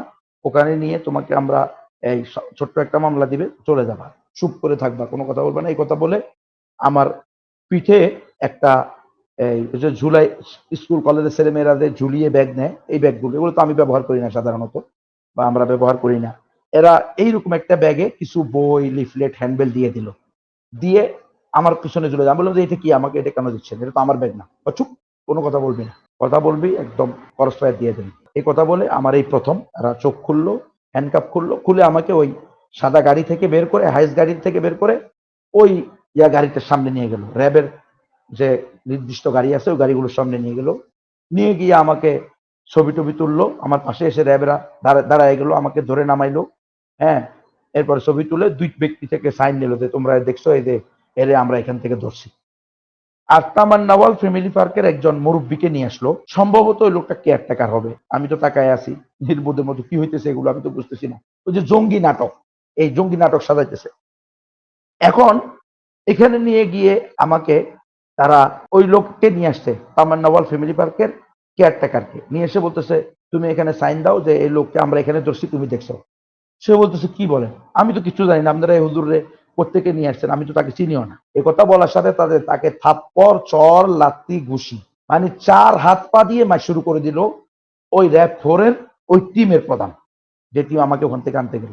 সাথে সাথে ওই বেচারা তো থুতু মতো খেয়ে অমুকের বাচ্চা তমুক গালি দিয়েই বলে যে দে সাইন দে, তুই দিবি, তোর বাপে দিবে, তোর 14 গোষ্ঠী দিবি, চিনস। এ কথা বলে বাস মাইরা তার থেকে সাইন নিয়ে নিল। ওই বেচারা, আমি জানি না সে আদৌ এখন কোথায় আছে না আছে, ওই বেচারাকে মেরে সাইন নিল, নিয়ে আমাকে ওখান থেকে নিয়ে আসতো, এনে তো বাস ওদের র‍্যাব 4 এর ভিতরে ঢুকাইলো। আমি দেখলাম র‍্যাব 4 লেখা আছে, আর সে বিশাল নাটক, বিশাল মঞ্চ সাজাইলো। আমার ওই ব্যাগের থেকে বইগুলো বের করে, লিফলেট গুলো বের করে একেবারে পুরা টেবিলের সামনে সাজাইয়া দিল, সাজাইয়া দিয়ে আমাকে মাস্ক পরাইয়া, আমার পিছনে আমার হ্যান্ডকাপ লাগাইয়া আমাকে ওই 2 জনের 2 সাইড থেকে ধরে সামনে হাঁটায় নিয়ে ওখানে দাঁড় করাইয়া ভিডিও করলো, ছবি করলো। এরপরে আমাকে নিয়ে ওদের ওখানে রাখলো। এর ভিতরে আমার কাছে ওই র‍্যাব 4 এর প্রধান গিয়ে বলল, আরে হুজুর তুমি মনে হয় সরকারের বিরুদ্ধে কোথাও কিছু বলছো, শেখ হাসিনার বিরুদ্ধে কিছু বলছো, এই জন্য তোমার কপালে এই দুর্গতি। যাই হোক, এখন কিছু করার না, আমি তো আসছিলাম তোমাকে পিটানোর জন্য, কিন্তু এখন তোমাকে দেখে তো মনে হইতেছে তোমার ওরাই হ্যাঁ ভালোই পিটেছে। এরকম বলে মানে ঠাট্টা মশকরা করে আমাকে বললো যে যাও, আমি নর্মাল মামলা দিয়ে দেওয়ার চেষ্টা করবো যাতে তাড়াতাড়ি বাইরে যেতে পারো। এই কথা বলে আমাকে রেখে দিল। পরের দিন এরা আমাকে 17 তারিখ এরা আমাকে নিয়ে আসলো র্যাবের প্রধান হেডকোয়ার্টার, র্যাব হেডকোয়ার্টারে এনে আমাকে সেই 13 তলার উপরে না কত তলার উপরে উঠাইলো। উঠে আমার 2টা মাস্ক লাগাই দিল, বলল খবরদার এখানে কোনো কথা বলবা, তোমার কিন্তু চরম বিপদ হয়ে যাবে, একটা কথাই বলতে পারবো না। আমি এই প্রথম বাহিরের আলো দেখতেছি, একদম মানুষের সামনে করতেছে, নিয়ে গিয়ে আমার বলতেছে একটা প্রশ্ন যদি সাংবাদিকরা প্রশ্ন করে তবুও তুমি কথা বলতে পারবে না। সাথে দুইজনকে ধরা দিল যে কথা বলতে চাইলে তোমরা ওরে সরাই ফেলবে এখান থেকে। পিছন থেকে এরা আমাকে ধরে রাখলো, আর আমি তো এক আতঙ্কের মধ্যে আছি। টর্চারিং এর পরে টর্চারিং, আমার পরিবার জানে না। মানে আমার এখন সবচেয়ে বড় চাওয়া হলো আমার পরিবার জানুক বা জাতি জানুক আমি কোথায় আছি, আমাকে ঘুম থেকে বের করুক। এই কারণে আমি চুপচাপ আছি। এবার ওখান থেকে নিয়ে বিশাল মিডিয়া টিডিয়া করে ওরা আমাকে নিয়ে গেল, নিয়ে শাহ আলী থানা, সেখানে আমাকে হস্তান্তর করে দেয়। তো শাহ আলী থানার ভিতরে যখন নেয় তখন ওখানকার মানুষ বুঝতে পারে, যারা দায়িত্বশীল আছে, ওরা আমার সাথে তেমন কোনো খারাপ ব্যবহার করে নাই। ওরাও বুঝতে পারছে যে আমার সাথে কি কি আচরণ হয়েছে। তো তাদেরকে বলে দিলাম যে, আমি বললাম যে আমার পরিবার কেউ তো জানে না, আপনারা একটু জানান যে আমি আপনাদের এখানে আসি। বলছে এটা তো আমরা জানানোর কথা, ওরাই তো জানানোর কথা। তো ওরা জানায় নাই কোনোভাবেই। যাই হোক, পরে আলহামদুলিল্লাহ ওরা নাকি নিউজ, যখন টিভিতে নিউজ প্রচার করছে তখন আমার পরিবার জানতে পারছে। আমার ছোট ভাই ঢাকা থাকে, সে নিজেই ওই দিনই আসছে, কিন্তু ওই দিন তাকে আর দেখা করতে দেয় নাই। তো ওখানে রাখলো। ওখান থেকে পরের দিনই আমাকে শাহ আলী থানার লোকেরা রিমান্ড চাইলো যে ঠিক আছে 10 দিনের রিমান্ড চাও। তো 3 দিনের রিমান্ড দিল। সব দিক থেকে মানে একেবারে তছনছ করে দেওয়ার মতো অবস্থা। তার দ্বিতীয় দিন, প্রথম দিন চাইলো, দ্বিতীয় দিনই আমাকে সিটিটিসি কাউন্টার টেররিজম বাধ্য করলো। ওদের থেকে আমাকে নিয়ে আসলো, যে কোনো ভাবে তারা উপরের চাপ দিয়া নিয়ে এসে কাউন্টার টেররিজমের নিচতলায় এনে আমাকে রাখলো। আর এনেই প্রথমে আমার কাপড় চোপড় রেখে আমাকে উঠাইলো 4 তলায়। 4 তলায় সিটিটিসির 1 নম্বর টিমের নাম এক প্রধান হলো ইমরান। এই ব্যক্তি আমাকে ওখানে যাওয়ার সাথে সাথেই শুরু করলো মাই, আলী হাসান ওসামার সাথে তোর কি সম্পর্ক? তুই আর আলী হাসান ওসামা কি কি দুর্বিসন্ধি করছিস? আমি বললাম যে কি আশ্চর্য, হারুন নিজারের সাথে তোর কি সম্পর্ক? মামুনুল হকের সাথে, নাউজুবিল্লাহ, আল্লাহ মাফ করুক, উনি আমাদের ওস্তাদ সমতুল্য, এত খারাপ ভাবে ওনার নাম দিত, মানে লুচ্চা মামুনিয়া ছাড়া কথাই বলতো না। আল্লাহ মাফ করেন, একজন আলেমের প্রতি এমন আচরণ তাদের, প্রত্যেক শব্দে শব্দে ওনার নাম নেওয়ার আগে গালি দিয়ে দিত। হ্যাঁ, ওর সাথে কি সম্পর্ক এভাবে বলতো। আমি বলতো দেখেন ওনারাও আলেম, আমিও আলেম, কি সম্পর্ক? একজন আলেম, ওনারা কয় মাদ্রাসার ছাত্র, আমি কয় মাদ্রাসার ছাত্র, ওনারা কয় মাদ্রাসার ওস্তাদ, আমি কয় মাদ্রাসার ওস্তাদ, ওনারাও দিনের কথা বলেন, ওয়াজ মাহফিল করেন, আমিও করি, এই সম্পর্ক আর কোনো সম্পর্ক না। কয় না, তোদের গোপন বৈঠক আছে। আল্লামা জুনায়েদ বাবুনগরী রহমতুল্লাহ হাতে বায়াত হয়েছে, আমি আর উনি একসাথে, এটার জন্য আপনি আমাকে মারতেছেন? এখানে তো গোপন কিছু নাই। উনি বায়াত হয়েছে, আমিও বায়াত হয়েছি, এটা তো ওপেন জিনিস। আর ওদের আমাদের মাহফিলের কারণে একত্রিত হয়েছে। আমরা কোথায় কোথায় একত্রিত হয়েছি এটা জিজ্ঞেস করছেন। সারা দেশের বিভিন্ন জায়গায় আমরা একত্রিত হয়েছি, যেখানে মাহফিল ছিল সেখানে হয়েছি। এইভাবে এই ইমরান, আল্লাহ মাফ করুক, মুসলমান কিনা আল্লাহ ভালো জানেন, 1 ওয়াক্ত নামাজ তাকে পড়তে দেখে নেই, একবার আল্লাহ শব্দটা তার মুখ দিয়ে বাইরে হতে দেখে নেই। এত বিদ্বেষ তার। আমি বললাম দেখেন আপনি আমাকে কেন মারতেছেন? সে আমার হাতের তালু পায়ের তালু এমন ভাবে পিটে দিয়েছে, পিটে সে বলতেছে আবার আরেকজনকে লাগাইতেছে, এর পিটে যে থাক, এমন ভাবে পিটাবি যেন দাঁড়াইয়া থাকতে না পারে, সারা রাত পিটাবি, সারাদিন পিটাবি, এভাবে অর্ডার দিয়ে দেয়। তার কথা কথা হলো তুমি এই কি জন্য বয়ান করছো, নারীরা পর্দা করতে হবে? আমি তো নারীরা পর্দা করতে হবে এটা তো আমার কথা না, এটা আল্লাহর কথা। ওয়াকারনা ফি বুয়ুতিকুন্না ওয়ালা তাবাররাজনা তাবাররুজাল জাহিলিয়াতিল উলা, এটা তো আমার কথা না। কয় না, তোরা যদি এই বয়ান করস, এই দেশের মহিলারা হলো এই দেশের জনগণের অর্ধেক, তো তারা যদি চাকরি না করে, ব্যবসা না করে, পুরুষের কাঁধে কাঁধ মিলিয়ে পুরুষের সাথে একসাথে বসে, তাহলে দেশ উন্নতি হবে কি? এরপরে বলতেছে মদের বিরুদ্ধে কেন ওয়াজ করছো? এই বেটা, মদ যদি না থাকে তাহলে বিদেশিরা খাবে কি, ডমেরা খাবে কি, যারা ময়লা পরিষ্কার করে? আমি বলছি ডমেরা খাবে কি? ময়লা পরিষ্কার করলে কি মদ খাইতে হয়? আমরা তো ময়লা পরিষ্কার করছি, কওমি মাদ্রাসার প্রায় ছাত্র ওস্তাদেরাই ময়লা পরিষ্কার করছে। কারণ আমরা, আমাদের ওস্তাদরা আমাদেরকে বয়ান করতেন যে খেদমতে খোদা রাজ, মাখলুকের খেদমত করলে আল্লাহর সন্তুষ্টি অর্জন হয়। তুমি কি এগুলা সবগুলো করবে নাকি? তুই আর ওরা কি সমান নাকি? এরকম। এরপরে বলে যে মদের বিরুদ্ধে ওয়াজ করা যাবে না, নারীদের পর্দার কথা বলা যাবে না, স্পষ্ট কথা তাদের, এগুলোর বিরুদ্ধে কথা বলা যাবে না, একমাত্র সঠিক ধর্ম ইসলাম, এগুলো বলা যাবে না। আর হচ্ছে আশ্চর্য কথা, তাহলে আমরা বলবোটা কি, কিসের বয়ান করবো আমরা? এইভাবে টর্চারিং চলতে থাকে এখানে 3 দিন। এই 3 দিনের রিমান্ডে একদিন, এরপরে আবার এরা নিয়ে আরো 3 দিনের রিমান্ড নিয়ে আসে, এরপরে আবার এই এই আরেক মামলায় আরো 3 দিনের আনে। এবারে 3 দিন করে 3 বার 9 দিনের রিমান্ড আনে। এর মধ্যে 7 দিনই আমাকে পিটায় এরা। এর মধ্যে 2 দিন স্বয়ং আসাদুজ্জামান সিটিটিসির প্রধান, সে নিজে আমাকে টর্চার করে এবং আমার বাপ মা তুলে গালিগালাজ করে, অকথ্য ভাষায় গালিগালাজ, এমন নির্মম ভাষায় গালিগালাজ করে যে এটা সহ্য করার মতো না, কোনো মানুষ সহ্য করতে পারে না। আমি বললাম যে আপনাদের কাছে যদি অপরাধী হই, আমি অপরাধী, কিন্তু আমার আব্বা মা দোনোজন দুনিয়া থেকে চলে গেছে, আল্লাহ ওনাদেরকে জান্নাতের আলা মাকাম দান করেন। ওনাদের সন্তান আমি কি ওনারা কি আমাকে জন্ম দিয়েছেন কি গালি শোনার জন্য? এটা আপনারা কেন বলতেছেন? গালি দিচ্ছেন কেন? কোনো কথা তো শোনার কোনো সুযোগই নাই। মানে ওদের ওখানে কোনো কথা বলা যাবে না। একদিন তো 17-18 জন বসে চতুর্দিক থেকে আমি বেড়ায় আমাকে কুকুরের মতো ধরছে। মানে আমি একটা বললে ওরা 17-18টা বলে। কি মানে কোনো উত্তর নাই, ওরা যা বলে তাই মানতে হবে। কোরআনের অপব্যাখ্যা, হাদিসের অপব্যাখ্যা, ইসলামী ইতিহাসের অপব্যাখ্যা, রাসূলুল্লাহ সাল্লাল্লাহু আলাইহি ওয়াসাল্লামের জীবনীর অপব্যাখ্যা। মানে আপনি অপব্যাখ্যা কাকে বলে? একেবারে ওরিয়েন্টালিস্ট, মানে পার্শ্ববিদদের যে কোরআন হাদিসের বিভ্রান্তকর গবেষণা আছে, এই গবেষণাগুলো তুলে এনে এগুলো আমাদের উপর প্রয়োগ করছে। এক কথায় আমাদেরকে শারীরিক, মানসিক, আদর্শিক সর্বদিক থেকে টর্চার করা হয়েছে, সর্বদিক থেকে। আচ্ছা, আমাকে মারে আর বলে আসাদুজ্জামান সিটিটিসির প্রধান, আল্লাহ তার উপরে লানত করেন, হেদায়েত থাকলে হেদায়েত দান করেন, আর হেদায়েত না থাকলে আল্লাহ এদেরকে ধ্বংস করেন। এত ভয়ঙ্কর, এত ভয়ঙ্কর এদের। সে নিজে আমাকে পিটায় আর সে আমারে বলে, কিরে এখন তোর আল্লাহ বাঁচায় না? আমি কই ইন্না লিল্লাহি, তো আমার আল্লাহ বাঁচাবে। আল্লাহ বাঁচাবে না, কে বাঁচাবে? তাহলে কাঁদছ কেন? আমি তো আশ্চর্য কথা।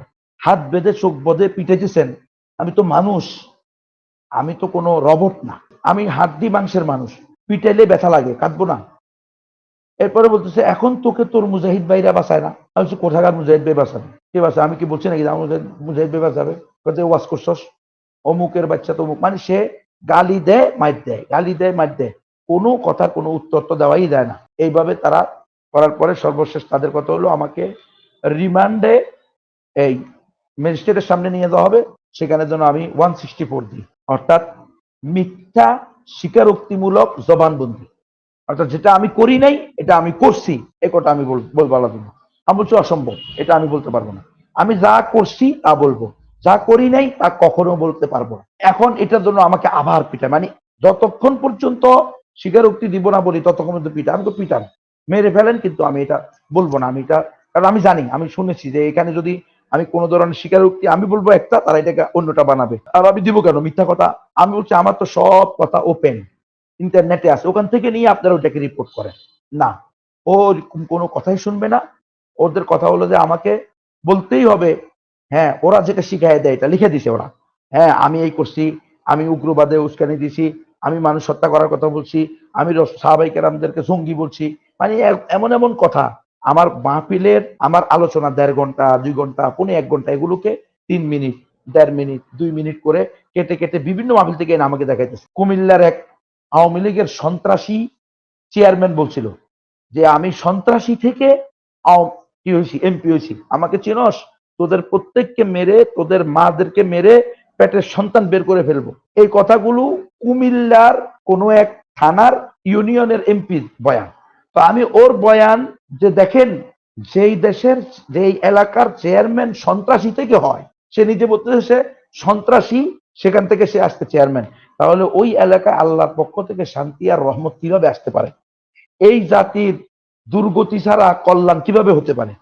এই বলছি না, ওইগুলো বাদ দিয়ে যে আমি তোদের মা পেট থেকে সন্তান বের করে মেরে ফেলবো, তোদের প্রত্যেককে হত্যা করব, এগুলাকে তারা কেটে কেটে দেখাচ্ছে যে আমি এগুলা বলছি। আমি বলছি এটা কেমন কথা হলো? এগুলো আপনি আমার পুরা বয়ান নেন, 1.5 ঘন্টার বয়ান, 2 ঘন্টার বয়ান, আপনি ওগুলা না নিয়ে, এগুলো তো আমার কথা না।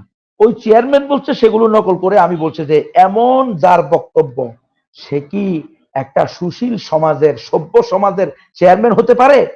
কিন্তু আফসোস, আজকে এমন লোকেরা আমাদের প্রতিনিধিত্ব করতেছে। এটা আমাদের দুর্ভাগ্য, আমাদের কপালের দুর্ভাগ্য। সেই কবে থেকে আমরা এই বয়ান করে আসি, এই সরকারের এই যে জালিয়াতি, সন্ত্রাসী, বেশ্যা, এরা হতেছে এদের চেয়ারম্যান, মেম্বার, এমপি, মন্ত্রী। হ্যাঁ, মদখোর, সুদখোর, ঘুষখোর, গাঁজাখোর, হ্যাঁ ডাইলখোর, বাবাখোর, ইয়াবাখোর, একটা তো নামই দিছে বদি, ইয়াবা বদি, এরা হয় হলো এমপি মন্ত্রী, এমন লোকেরা। এই যে এদের অবস্থা, স্বরাষ্ট্রমন্ত্রীর দিকে আপনি তাকায়া দেখেন, আসাদুজ্জামান আরেকটা, ওর দেখলেই তো মনে হয় যেন 24 ঘন্টা মনে হয় যেন মদ খেয়ে থাকে, এমন, মানে 24 ঘন্টা সে নেশার মধ্যে থাকে, তার দিকে তাকাইলে এমন মনে হয়। এদের বিরুদ্ধে ওয়াজ করতে গিয়ে কথা বলছি, ওদের বক্তব্যগুলো এনে কথাগুলো করছি, এখন এগুলোকে আমার বক্তব্য বানাইছে।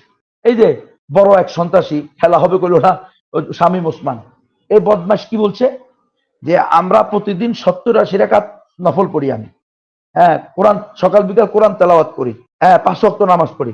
আমি ওখানে বলছি যে তুমি যদি 5 ওয়াক্ত নামাজও পড়ো আর 70-80 রাকাত নফলও পড়ো, এরপরে তুমি যদি সকাল বিকাল কোরআন তেলাওয়াত করো আর বিশ্বাস করো যে সকল ধর্ম সঠিক, তো তাহলে তুমি বেঈমান।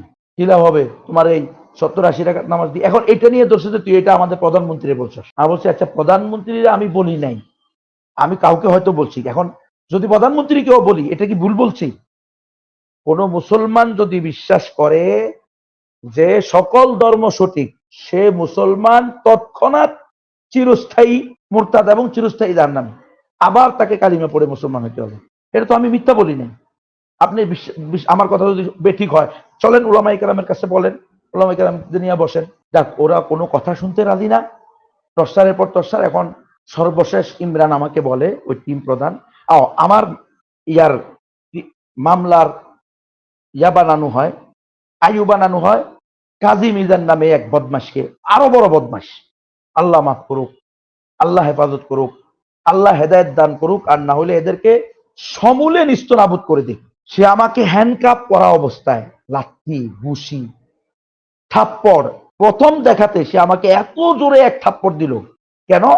সে এনে আমাকে ওই কথিত আল সাকিব, বেচারা আসলে আল সাকিব নামে যে ছেলেটা, যে মামলাটার কারণে আমাকে, আল্লামা হারুন ইজারকে, আল্লামা আলী হাসানুসামাকে এবং এই আমির হামজাকে, আমাদেরকে যে মামলাটা জুড়ানো হইলো, এই এই আল সাকিব এই ছেলেটা হলো সিরাজগঞ্জ বাড়ি।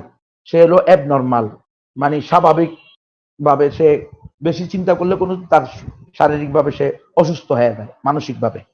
সে আমাকে বলতে, হুজুর আমি আগেও অনেকবার বাড়ি থেকে পালাইছি, কোন দিকে যাই আমি জানি না। ওই যে ও নাকি সংসদ ভবনে আসছে তরবারি নিয়া, ছুরি নিয়া। কত পাগলের পাগল দেখেন!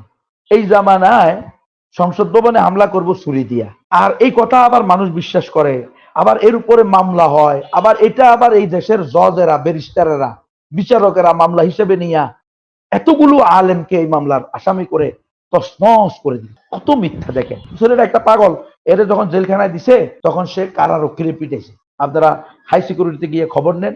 পরে তাকে 3 মাস বাওয়াল নামক একটা বিল্ডিং আছে, ওখানে বাওয়ালের নিচতলাকে বলা হয় পাগলাগারো। যারা পাগল হয়ে যায়, মানসিক সমস্যা হয়ে যায়, তাদেরকে ওখানে রাখে। আসাদ এই আমাকে তারা নিয়ে প্রথমে এর কথা বলে যে এই যে দেখ, সে 164 দিয়ে গেছে। তো 164 কিভাবে দেয় এটা তো আমরা এখন বুঝি।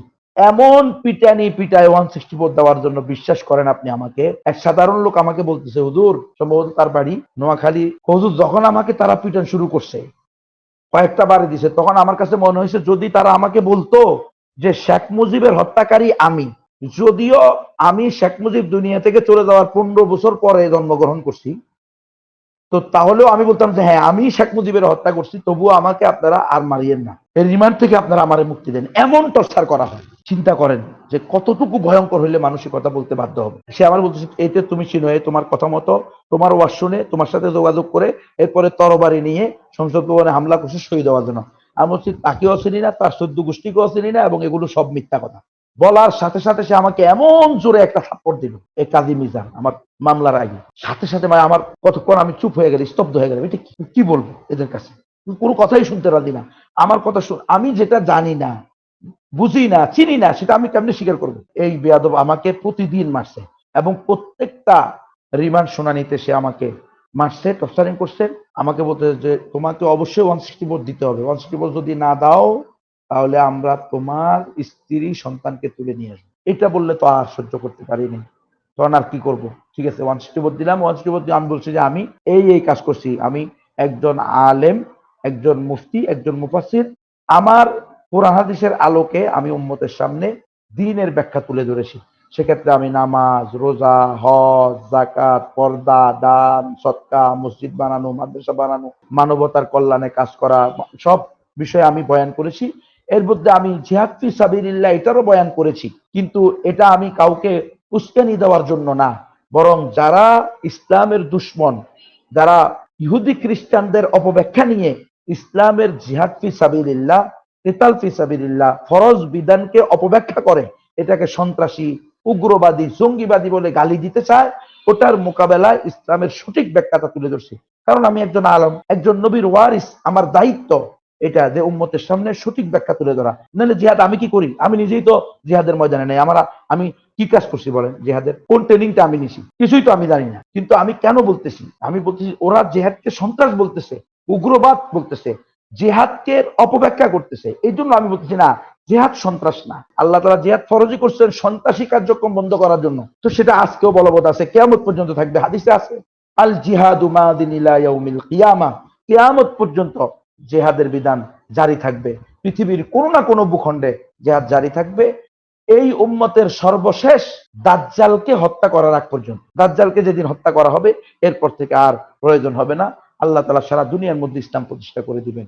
এরপরে তো সর্বশেষ গিয়ে শেষের দিকে কিয়ামতই হয়ে যাবে। যাই হোক, আমি তাকে বললাম আমি এই ধরনের কোনো কিছু, এটা ফরজ বিধান অপব্যাখ্যার বিরুদ্ধে আলোচনা করেছি। কিন্তু ওই ম্যাজিস্ট্রেটও তাদের লোক, সে নিজে তার পক্ষ থেকে আমারে না বইলা সে তার পক্ষ থেকে লিখে দিল আমি এই বয়ানের মাধ্যমে উগ্রবাদ উস্কানি দিয়েছি, এই মামলা হয়ে গেল। তো এটা যে এমন মারাত্মক এটা তো আগে বুঝি নাই, জেলখানা যাওয়ার পরে এরপরে বুঝছি যে এটা 164 বলে এটাকে, মানে এটা স্বীকারোক্তি নিয়ে আমার থেকে আমার বিরুদ্ধে আমার স্বীকারোক্তি নিল। তা আমি তো এই কথা বলি নাই যে আমি উগ্রবাদী উস্কানি দিয়েছি, এটা তারা লিখে দিচ্ছে। তার 1.5 মাস পরে আবার আমাকে আরেকটা মামলায় নিয়ে, দ্বিতীয় মামলায় নিয়ে যাইলো, নিয়ে যাওয়ার পরে আবার রিমান্ড চাইলো। তখন আমি গিয়ে বললাম যে অসম্ভব, রিমান্ড নাও, কিন্তু 164 দেওয়ার কোনো সুযোগ নাই।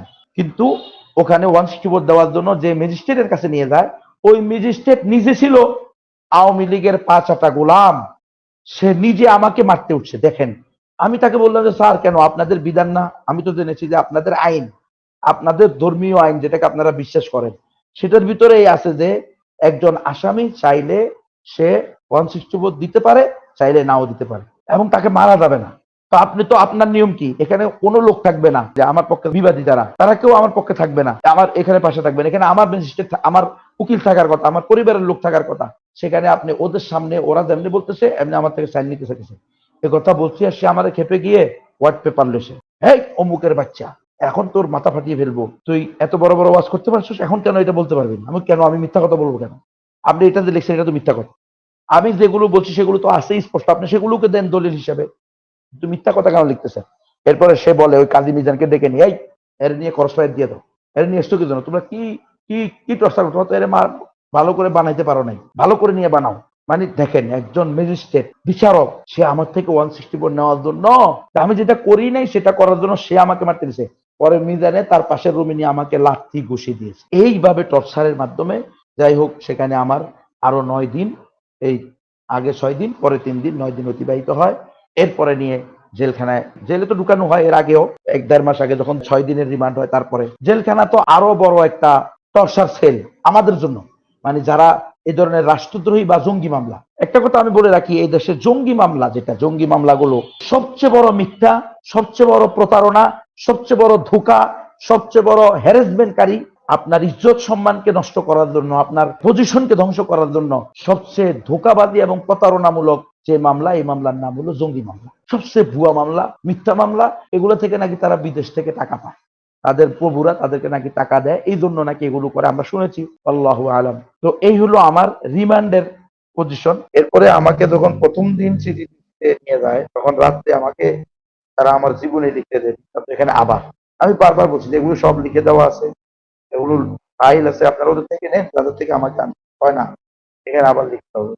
লেখার এক পর্যায়ে ওখানে যে দায়িত্বশীল করেছে, এই শয়তান আমার উপরে এত টর্চার করে, সে আমাকে বলতেছে তুই হলি ওমর ফারুক ত্রিপুরার হত্যাকারী। ওই যে বান্দরবনের রোয়াংছড়ি যে ওমর ফারুক ত্রিপুরা, আপনারা জানেন, তাকে শান্তি বাহিনীরা হত্যা করছে। কেন?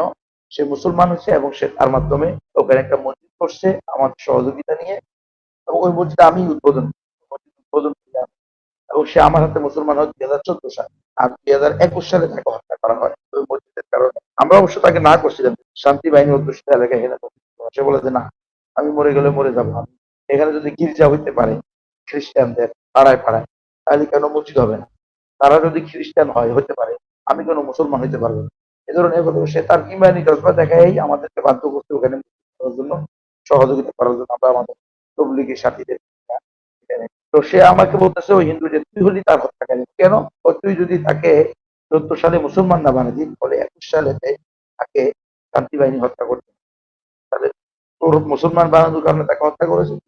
মানে সব কিছুর মধ্যে কোনো কাজই আমাদের সঠিক এভাবে তারা প্রকাশ করতে চায়। যাই হোক, এগুলোর পরে যখন তারা যখন স্ত্রী সন্তানের কথা বলে, আসলে স্ত্রী সন্তান নিয়ে আসবে, এটা তো আর কোনো মানুষ সহ্য করতে পারে না। এবং এই কাজগুলো তারা করছে, অনেক ভাইদের সাথে আগে করছে, তাদের স্ত্রী সন্তানদেরকে নিয়ে আসছে। এ হোক, পরে আমাকে যখন এরপরে ওরা প্রথমেই তো নিয়ে যায় হলো কেরানীগঞ্জ কারাগারে। কেরানীগঞ্জে নিয়ে গেছে কেন্দ্রীয় কারাগার। সেখানে তো আরেক বিধিক ইশতেহার, মানে আমাদের ২ পয়সার কোনো মূল্য নেই। আমরা কি মানুষ? আলেম তো দূরের কথা। ইমাম, আলেম, খতিব, সমাজের নেতা, দায়িত্বশীল, নবীর ওয়ারিস, আল্লাহ তাআলার, মানে কি বলবো? এই ধরনের কোনো ওখানে গিয়ে মানে ২ টাই করে বসায় হলো, মানে বাথরুমে মানুষ যেভাবে বসে এইভাবে বসে থাকতে হবে। এটা ২ ঘন্টা হতে পারে, ৪ ঘন্টা হতে পারে, ৩ ঘন্টা হতে পারে। আপনি এভাবে বসে থাকতে হবে। একটু নড়াচড়া করবেন, গালি দিবে কারারক্ষী। হ্যাঁ, কারারক্ষীরা যে পরিমাণ করে তার চেয়ে বেশি হলো কয়েদিদেরকে দিয়া করায়। ২ ক্লাস কিছু কয়েদি আছে, এত খারাপ আচরণ করে, এরে থাপ্পড় দিতেছে, ওরে ঘুষি দিতেছে, এরে লাথি দিতেছে। ওই কারারক্ষীরা এদেরকে এই সাহস দিয়ে রাখছে। এইভাবে মানে চর্চা। সেখান থেকে নিয়ে এরপরে আপনাকে আবার লাইন ধরায় নিয়ে যাবে। এক রুমে, ওই সময় করোনার ৩য় ঢেউ ছিল আমাকে তো। এই করোনার ভিতরে এক রুমে ৫ জন, ৭ জন, ৮ জন পর্যন্ত ঢুকাইছে। যেখানে একজনের সেল, একটা সেল একজনের জন্য। সেখানে ৭ জন, ৮ জন পর্যন্ত ঢুকাই দিচ্ছে। ময়লা বাথরুম, আর কেউ খায় ইয়াবা, কেউ খায় সিগারেট, মানে কি যে এক বিড়ি ইশতেহার, কেউ খায় বিড়ি। এদের সাথেই থাকতে হবে, কোনো পার্থক্য নাই। এই কেরানীগঞ্জে বড় বিপদ হলো এটা, যে একসাথে এবং অনেকগুলো মানুষ। এদিক দিয়ে বলতেছে কোয়ারেন্টাইন করতেছে, ৭ দিন ৫ দিন পর্যন্ত বের হওয়া যাবে না। ওই দিক দিয়ে ৫ জন ৭ জন করে ঢুকাই দিচ্ছে। প্রত্যেকে এনে কাদের সাথে কাকে দিচ্ছে এটারও কোনো বাছ বিচার নেই। এরপরে খাবার, সেই পরিমাণ দুর্নীতি জেলখানার মধ্যে হয়। ওয়ালিয়াযুবিল্লাহি মিন যালিক। ৩ জেলখানায় আমি ছিলাম। কেরানীগঞ্জ, কাশিমপুর হাই সিকিউরিটি ৪ নম্বর, কাশিমপুর ৪ নম্বর হাই সিকিউরিটি, আর হলো চট্টগ্রাম জেলখানা। তিনোটা জেলখানার দুর্নীতি একইভাবে সমান তালে চলছে। ১ নম্বর দুর্নীতি হলো এই বন্দীদেরকে, কয়েদি হোক হাজতি হোক, তাদেরকে তাদের ন্যায্য পাওনা দেয় না। ২ নম্বর হলো প্রত্যেকটা আলাদা আলাদা বিষয়ের ভিতরে তারা চুরি করে, ডাকাতি করে। এমন মাছ দেওয়ার কথা ৩৬ গ্রাম, সেই মাছ দেয় হলো ১৫ থেকে ১৬ গ্রাম, সর্বোচ্চ ১৮ গ্রাম, ২০ গ্রাম মতো। এরকম অবস্থা। কি দেয় মাছে? একটা তো হলো মাছ, এখানে আমরা যতটুকু শুনছি সেখানে নাকি আছে ইলিশ মাছ, রুই মাছ দিবে, কল্লা এবং লেজ ছাড়া দিবে, মাথা এবং লেজ বাদ দিয়ে হিসেবে আনবে। কিন্তু তারা হলো একেবারে মানে পাঙ্গাস মাছ, এবং এই পাঙ্গাস মাছকে এত যত ছোট করতে পারে, এবং তার যে কান্না খান আছে এগুলোকেও একটা একটা করে, মানে মাথাটাকে ৪-৫টা করে, মাথার সাইডটাকে এমন ভাবে, মানে এই কারোর হাজতি এবং কয়েদিদের উপরে জুলুম করে। কয়েদিদেরকে একটু বেশি দেয়, ডাল বলেন, সবজি বলেন, মাছ বলেন, গোস্ত বলেন। গোস্ত দেওয়ার কথা ৩৬ গ্রাম, একজন গোস্ত দেয় হলো ৫ গ্রাম, ৭ গ্রাম। ৩ আঙ্গুলে ধরবে না, ২ আঙ্গুল দিয়েও, মানে এই পরিমাণ। এইভাবে মানে প্রত্যেকটা জেলখানার মধ্যে। এরপর হলো পিসি নামে একটাই আছে, ক্যান্টিন, যেটাকে পিসি বলে, মানে টাকা তো পিসিতে যায়, প্রত্যেকের কারো হাতে টাকা চলে না। ক্যান্টিনে আরেক দুর্নীতি, পুরাটা জেলা সুপারের একটা, তাদের নিজেদের একটা, নিজেদের মধ্যে তৈরি করা একটা সিন্ডিকেট। রেলের সরকারি গুলা তুমি খাইবা, সেই রেলের সরকারি গুলো চাউল ডাউল মাছ গোস্ত এগুলো যদি জেলার খায়, তাহলে সুপার খাবে ক্যান্টিন।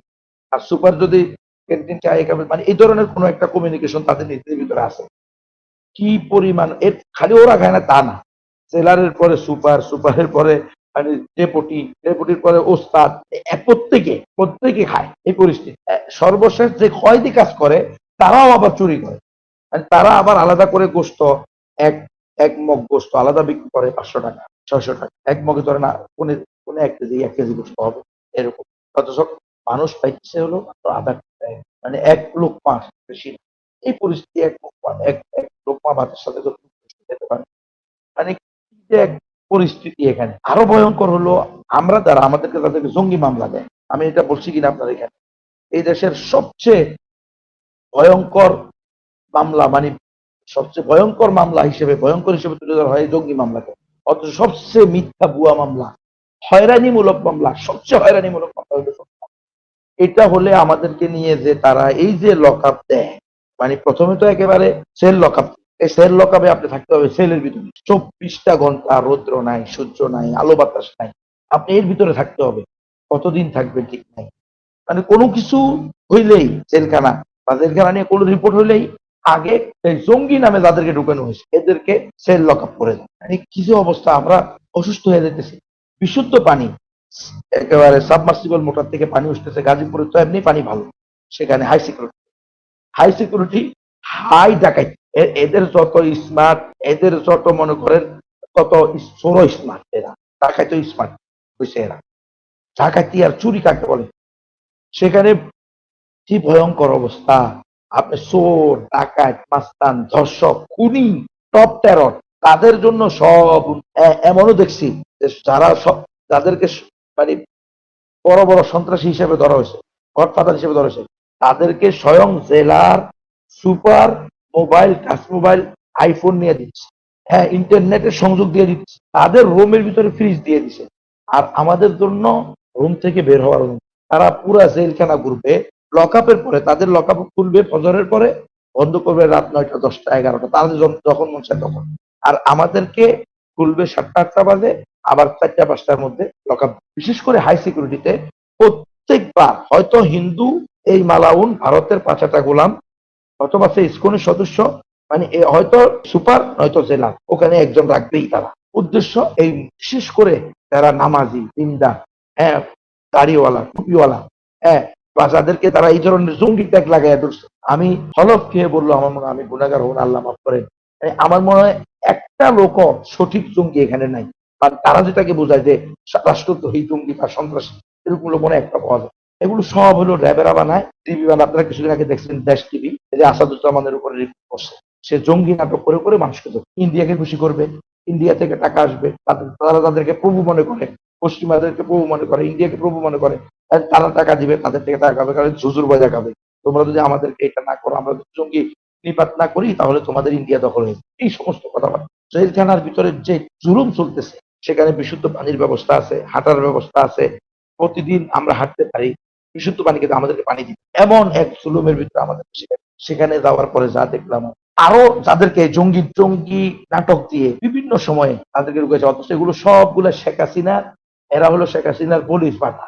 যে শেখ হাসিনা তার বাপের সেও মারাত্মক। শেখ হাসিনা থাকলে এই জাতির আরো ক্ষতি হবে, আরো এই জাতির লাঞ্ছনা অপদস্থতা করতে হবে। শেখ হাসিনা খালি কথায় কথায় স্বজন হারানোর ব্যথা আমি বুঝি, জল্লাদের ঘরে জল্লাদ, ও স্বজনের হাতানোর কথা বুঝে না। ও বুঝে হলো নিজের স্বজনের কথা। ও এই দেশে আসছেই এই দেশের মানুষকে হত্যা করার জন্য, এই দেশের মানুষকে গুম খুন করার জন্য। কারণ সে বলছে যে আমার আব্বার ডেড বডি এভাবে পড়েছিল, একটা মানুষও তো দেখার পাইলাম না, একটা মানুষও তো যাওয়ার পেলাম না।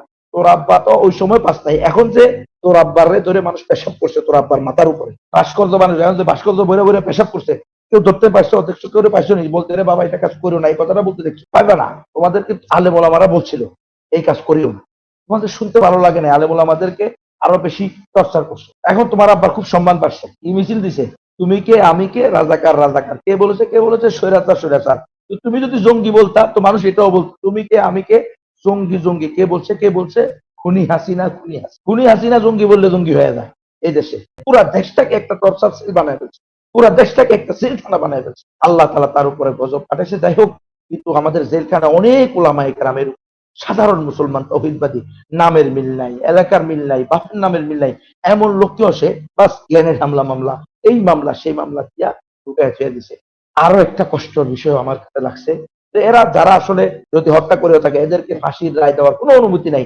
কারণ যে রসুলকে গালি দিয়েছে তার রক্ত হালাল হয়ে গেছে। যদি এরা এই কাজের সাথে জড়িত হয়, এরা জান্নাত ওয়াজিব এদের জন্য, মৃত্যুবরণ করবে আর জান্নাতে চলে যাবে। এই জন্য ফাঁসির রায় হওয়ার পরেও তারা হাসে, তারা কাঁদে নাই, আলহামদুলিল্লাহ। তারা বিচলিত হয় নাই, আলহামদুলিল্লাহ। তাদের ভিতরে কোনো টেনশন বিন্দু মাত্র নাই। 18 বছর ধরে আছে, 17 বছর ধরে আছে, 13 বছর ধরে আছে, 10 বছর ধরে আছে, ওরা বলছে আলহামদুলিল্লাহ। এরা যদি আল্লাহর ওলি না হয়, আল্লাহর ওলি কেন? আমরা সব দান্দাবাদি করে নিজের পেট পিট গাড়ি বাড়ি সব ঠিক রেখা শরীয়তের পরিবেশে ব্যবহার করবে, এটা পর্যন্ত সহ্য করে না এরা। আল্লাহ মাফ করুক, আল্লাহ মাফ করুক। আর একটা গ্রুপ হলো এই পীরখানার হত্যাকাণ্ড। আপনারা জানেন যে এটা পুরাটাই ভারতের ষড়যন্ত্র, পুরাটাই খুনি হাসিনার ষড়যন্ত্র। কিন্তু ভাই, এই পীরখানার 950 মানুষ, আহা, এদেরকে এই আজকে 15 বছর এভাবে আটকে রেখে, এর মধ্যে 500-র বেশি আমি শুনছি তারা নাকি বেকসুর খাবার ছিল, কিন্তু এদেরকে ছাড়ে না। কি কষ্ট এদের। কারো বউ পাগল হয়ে গেছে, কারো বউ চলে গেছে, কারো এক একজনের এক এক অবস্থা শুনলে আমার আর এদের সাথে বসতে এত কষ্ট লাগে। আর একটা হলো ওই যে রাষ্ট্রদ্রোহী মামলা, যাদেরকে এই যে যুদ্ধ অপরাধী মামলা, আয় রে ভাই, আপনি যদি দেখেন এই যুদ্ধ অপরাধী মামলায় কানে শোনে না, চোখে দেখে না, নিজে হাঁটতে পারে না, নিজে খাইতে পারে না, নিজের প্লেটটা নিজে ধরতে পারে না ভাই। এমন লোকগুলাকে হাসিনা এনে ঢুকাই দিচ্ছে, শত শত লোক। কি জন্য? এই সব তো কিসের যুদ্ধ অপরাধী? আপনি যখন একটা দেশের সাথে থাকবেন সবাই চাইবো যে দেশটা আলাদা না হোক, আলাদা না হলে তার শক্তিশালী থাকে। আজকে তো ইন্ডিয়া গিলি খেয়ে ফেলতে চাইতেছে, যদি একসাথে থাকতো গিলি খেয়ে চাইতে পারতো? যাই হোক, এরপরে স্বাধীন হয়েছে, সবাই চাইতে একমত হয়েছে, হয়েছে, দেশ স্বাধীন হয়েছে, সমস্যা নাই তো। এখন তো আর কেউ এটা নিয়ে কথা বলতেছে না। এখন কেন তুমি এই লোকগুলোকে, তোমার বাপে সাধারণ ক্ষমা ঘোষণা করছে, তুমি আবার এসে এখন এদেরকে, বুড়া বুড়া লোক তোমার বাপের সমান, বাপের চেয়েও বড় হইব বয়স, নিয়ে ঢুকাইছে। আহা, এই এই দুইটা গ্রুপ, বিশেষ করে যারা এই কয়েকটা গ্রুপকে নিয়ে, তিনটা গ্রুপের কথা বললাম, এদেরকে মানে অনতিবিলম্বে বেকসুর খালাস দেওয়া দরকার। এই যুদ্ধ অপরাধী নামে যাদেরকে ঢুকানো হয়েছে, একদম ভুয়া, কিচ্ছু নাই এদেরকে। বৃদ্ধ মানুষ, মানে হাসিনার ধ্বংসের অন্যতম কারণের এটাও একটা, যে বুড়া বুড়া মানুষ এরাকে আল্লাহর গজব শুধু ধরে নিয়ে রাখছে, বিচার হয় নাই। এর ভিতরে মারা গেছে কয়েক দর্জন মারা গেছে খবর নেই। এই মামলাগুলো যেন, আপনার মাধ্যমেও আমরা বলতে চাই যে এগুলো সম্পূর্ণ মিথ্যা মামলা। দেশ যেহেতু স্বাধীন হয়েছে, আমার মতে সারা দেশের জেলখানার সকল মানুষকে মুক্তি করে দাও। হ্যাঁ, চোর টাকায় যারা আছে, আসলে খুনি দর্শক যারা আছে, এদেরকে কি করো? এদেরকে ওলামায়ে কেরামের সোহবতে দাও। ওলামায়ে কেরাম এদেরকে বিশেষভাবে কাউন্সিলিং করো, কিছুদিন এদেরকে বুঝাক। আরে ভাই, কিসের জেলখানা? আত্মশুদ্ধির জায়গা। এই সেখানে দেখাবো আলোর পথ, মিথ্যা কথা। এর চেয়ে মিথ্যা জাল, মানে এত বড় মিথ্যা, এর এর কোনো, কি বলবো, কোনো ভাষা নেই আমার এটা ব্যক্ত করা।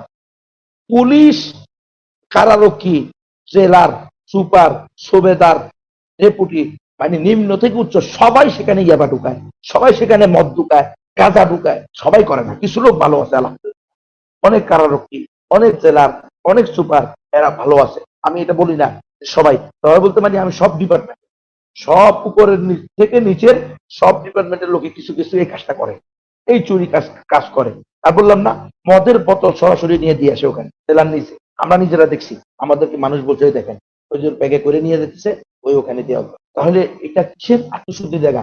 ওখানে নামাজ পড়তে দেওয়া হয় না। আমাকে তো 21 সালে ঢুকলো, 21 সাল, 22 সাল, 23 সালের জানুয়ারিতে আমরা হাই সিকিউরিটিতে, আমাদেরকে 22 সালের শুরুর দিকেই আমাদেরকে পূর্বের সুপার আমাদেরকে হাঁটা চলার ব্যবস্থা করে দিয়ে গেছে। হাঙ্গার স্টেক করছি আমরা সেখানে 3 দিন হাঙ্গার স্টেক করার পরে সে আমাদেরকে এই খাবার দাবারের, মানে হাঁটা চলা এবং সবকিছু মোটামুটি স্বাভাবিক করে দিচ্ছে। সুব্রত কুমার বাড়া এসে আবার এটা নিষেধ করে দিল। হ্যাঁ হ্যাঁ, সঙ্গীতের আবার কিসের হাঁটতে হবে? ওদের আবার কিসের, ওরা বাথরুমের পানি যেটা ওইটাই খাবে, ওদের জন্য বিশুদ্ধ পানি খাওয়া দরকার। আমাদের নিজের কম্বল যেটা আমরা বাহির থেকে কিনছি, ওই কম্বল আমাদের থেকে নিয়ে গেল। আমাদের মশারি যেটা আমরা তাদের থেকে কিনছি, তাদের কৃষি থেকে, সেই মশারি নিয়ে গেল। আমাদেরকে কয়েল দেয় না, মশারি দেয় না। মানে কিভাবে আমাদের, ওই সময় অলরেডি ডেঙ্গুর প্রাদুর্ভাব চলতেছিল, ডেঙ্গু জ্বর সব জায়গায় ছড়িয়ে, সে আমাদেরকে মশারিও দিবে না, আমাদের কম্বলও দিবে না, ফ্যানও দিবে না, এই অবস্থা। কোনো কিছু সে ঠিক করে দেয় না। জেলখানায় কয়েদিদের কোনো অধিকার নাই, মানে কয়েদিরা কোনো হাঙ্গার স্ট্রাইক করতে পারবে না, এটা নাকি তাদের সিস্টেম। এদের তো রায় হয়ে গেছে, হাঙ্গার স্ট্রাইক করবে কেন? কিন্তু হাজতিরা নাকি করতে পারে। ওদের যা, ওদের থেকে শুনি তা। আর ওদের সিস্টেমই হলো, কোনো কিছু আদায় করতে হলে জেলখানে আপনি হাঙ্গার স্ট্রাইক করতে হবে। আমরা হাঙ্গার স্ট্রাইক করছি। এরপর আমরা কি করব? আমরা অতিষ্ঠ হয়ে আমরা এই সুব্রত কুমার বালার জুলুম, এটা মানে সে আসার পর থেকে শুরু করছে। তখন আমরা এই হাঙ্গার করলাম। তৃতীয় দিন সে এই আমাদের হাঙ্গারের, সে বলে দিল কি যে এখানে হাঙ্গার করছে কিছু জেএমপিরা এবং কয়েদিরা। হ্যাঁ, এটা আমরা ঠিক করে ফেলছি। অথচ তাহা মিথ্যা কথা, এখানে কোনো জেএমবিও ছিল না, কোনো কয়েদিও ছিল না। হাঙ্গার স্ট্রাইক করছে শুধুমাত্র হাজত। আমরা, মানে আমাদের কোনো বিচার হয় নাই, আমরা হলো ওখানে সন্দেহভাজন অপরাধী, সন্দেহভাজন হিসেবে আমাদেরকে রেখে দিচ্ছে ওখানে। আর এত ভুয়া মামলা দেখেন, মানে 3 বছর 4 বছর আপনি এমনি জেলে থাকবেন সন্দেহের উপরে, এরপরে গিয়ে আপনার মাত্র চার্জ গঠন হবে, এরপরে আপনার সাক্ষী শুরু হবে। মানে মানে এরা এরা বলে যে আমরা স্বাধীন, কোথাকার স্বাধীন? স্বাধীন হলে তুমি ব্রিটিশ ল নিয়ে পড়ে আসো কেন? ব্রিটিশদেরকে ঝাঁটাপিটা করে এই দেশের ওলামায়ে কেরাম, আপামর তৌহিদি জনতা এখান থেকে সরাইছে। তোমরা আবার এখন ওই ব্রিটিশরা যে ল দিয়ে গেছে ওইটা দেখায় দেখায় ওদের আইন অনুযায়ী চলো। যাই হোক, আমরা যখন হাঙ্গার করছি তৃতীয় দিন, সে কোনো কথা না বলে আমাদের 10 জন 12 জনকে 1 নম্বরে চালান দিয়ে দিল। আর বাকি সবাইকে এক এক বিল্ডিং এর এক এক নিচতলায় এক এক রুমে একজন করে দিয়ে দিল, মানে সবার মনোবল ভেঙে দেওয়ার জন্য, হাঙ্গার স্ট্রাইক করতে এই জন্য। ছিল এক বিল্ডিং এ একসাথে, হয়তো একই ফ্লোরে নাহলে একাধিক ফ্লোরে, কিন্তু নিয়ে গেল সারা জেলখানার বিকেলাজদের সাথে। মানে বিকেলাজদের সাথে তো আমাদের থাকা সম্ভবই না ওখানে। ওরা হলো বিড়ি, সিগারেট, ইয়াবা খানা শুরু করলে আর ডাইনি বামে তাকায় না। ওদের সাথে থাকার মানে আরেক জেল, জেলের ভিতরে এক জেল। সেই জন্য আমরা আলাদা বিল্ডিং এ, আমাদেরকে ওরাও রাখে, আমাদের জন্য এটা ভালো খারাপ না, এক বিল্ডিং এ থাকে। কিন্তু সমস্যা হলো আমাদের অন্যান্য সুবিধাগুলো তারা আমাদেরকে দেয় না। সবাইকে বিভিন্ন জায়গায় দিল, 12 জনকে ফিরে 1 নম্বরে দিয়ে দিল, আর সাংবাদিকদেরকে বলে দিল যে এরা এরকম সাংবাদিক মেনে নিন। কিন্তু আফসোসের বিষয় আমরা ওই সময়ও প্রায় 70 জন ছিলাম যে না, আমরা আমাদের অধিকার আদায় পর্যন্ত আমাদেরকে শুদ্ধ পানি দিতে হবে, আমরা যে মশারি তোমাদের থেকে কিন্তু সে মশারি ফেরত দিতে হবে, আমাদেরকে হাঁটাচলা করতে দিতে হবে, সূর্যের আলো গায়ে লাগাইতে দিতে হবে। ওগুলা কোনোটাই তো আমাদের অধিকারের বাহিরে না, কিন্তু আমাদের পাপ জেলের মধ্যে, কিন্তু তারা এগুলো দিবে না। তৃতীয় দিন আমি কিচ্ছু জানি না, সবাইকে নিয়ে গেল, সবাইকে বিভিন্ন জায়গায় দিল, আমি অসুস্থ অবস্থা সুব্রত কুমার বালা নিজে আমাকে এবার কিছু কথা কয়ে আমাকে 3 জন দিয়ে চাইনা হেসা সে নিয়ে গেছে। সেখানে আমি শুয়েছিলাম, সেখান থেকে সে আমাকে আবার উঠে এনে সে আমার হাত এবং পাকে এভাবে বাঁধছে, হাতের বেঁধে পা আর হাতের মাঝখান দিয়া এভাবে, এই 2 পায়ের মাঝখান দিয়া এভাবে লাঠি বাঁশ ঢুকাইয়া দিয়া আমাকে এভাবে লটকায়া তারা পিটাইছে 5-7 জনে মিলে। মানে আমাকে জেল হত্যা করার সম্পূর্ণ চেষ্টা করছে, এবং এটা পুরোটা সুব্রত কুমার বালার হুকুমে হয়েছে। সুব্রত কুমার বালা এবং জেলার, ওখানে যে জেলার ছিল এখনো আছে, ওই জেলার মিলে সুবেদার, এই সুবেদার মিলে এরা সুবেদার সহ আমাকে একসাথে 7-8 জনে চর, লাঠি, কুশি, থাপ্পড়, লাঠির বাড়ি, মানে আমাকে বাদুরের মতো লটকায়া পিটেছে। এই পরিমাণ মারছে, মানে এরা আমার আরেক রিমান্ড ওখানে করছে আর কি, মেরে আমাকে গুল করে ফেলছে একদম, মানে ফুটবলের মতো বানায় ফেলছে আমাকে, এরকম মারছে। 8 তারিখে মার দেয়, 9 তারিখ মাঝখানে, 10 তারিখে আমার পিডাব্লিউ দেওয়া ছিল আমাকে জেলে নিয়ে আসার জন্য। আমার পরিবার, আমার সন্তানরা আসছে আমাকে দেখতে, কিন্তু পিডাব্লিউ দিলে নিয়ম হলো নিয়ে আসবে। সে কি করছে, ওখান থেকে লিখেছে যে নিরাপত্তাজনিত কারণে তাকে আনা হয়, বাস এটা কোর্ট মেনে নিচ্ছে, নিরাপত্তাজনিত কারণে মূলত হলো আমাকে যে মারছে, আমি তো উঠতে পারছি, আমাকে আনলে তো এটা প্রকাশ পেয়ে যাবে যে সে আমাকে আসছে। এই সুব্রত কুমার বালা আমাকে সেখানে জেল হত্যা করার চেষ্টা করছে। আমি রিড করতে যাবো, কিন্তু রিড কিভাবে করবো? রিড করতে হলে নাকি 80,000 টাকা 1 লক্ষ টাকা লাগে। আমি 3 বছর জেল খাটার পরে, 2 বছর 2.5 বছর জেল খাটার পরে আবার রিড করবো, এমনি তো টাকা পয়সা সব শেষ। তো যাই হোক, এইভাবে আমাকে ওখানে রাখা হয়। তো এই হলো আমার মোটামুটি জেলের বৃত্তান্ত। আল্লাহ তালা আমাকে মুক্তি দেয় অনেক কষ্টে, অনেকভাবে জামিন নেওয়ার পরে। দেখেন এই মামলাগুলো এত কঠিন করে তারা, একটা তো হলো জামিন দেয় না, জামিন হওয়ার পরে এটা আবার হাইকোর্ট থেকে, সুপ্রিম কোর্ট থেকে নাকি এটা আবার পিছতে হয়। তাহলে জামিনটা কেন দেওয়া হলো? আচ্ছা, জামিন হয়ে গেছে, এখন বের হবে, তার ফাইনাল বেরবন আসছে, তখন আরো 4 দিন, 5 দিন, 10 দিন তাকে রাখা হয়, যে বিভিন্ন গোয়েন্দা সংস্থা আসবে, তারা প্রশ্ন করবে। আচ্ছা, এরপরে আবার কি হয়, গোয়েন্দা সংস্থারা তাকে ছাড়ে না, তাকে নিয়ে যায়, আবার নিয়ে তাদের গুম সেন্টারে আবার রাখে, মন চাইলে আবার মামলা দেয়, আর না হলে কতদিন পরে আবার তার বাপ্পাকে এনে মুছতে পারে।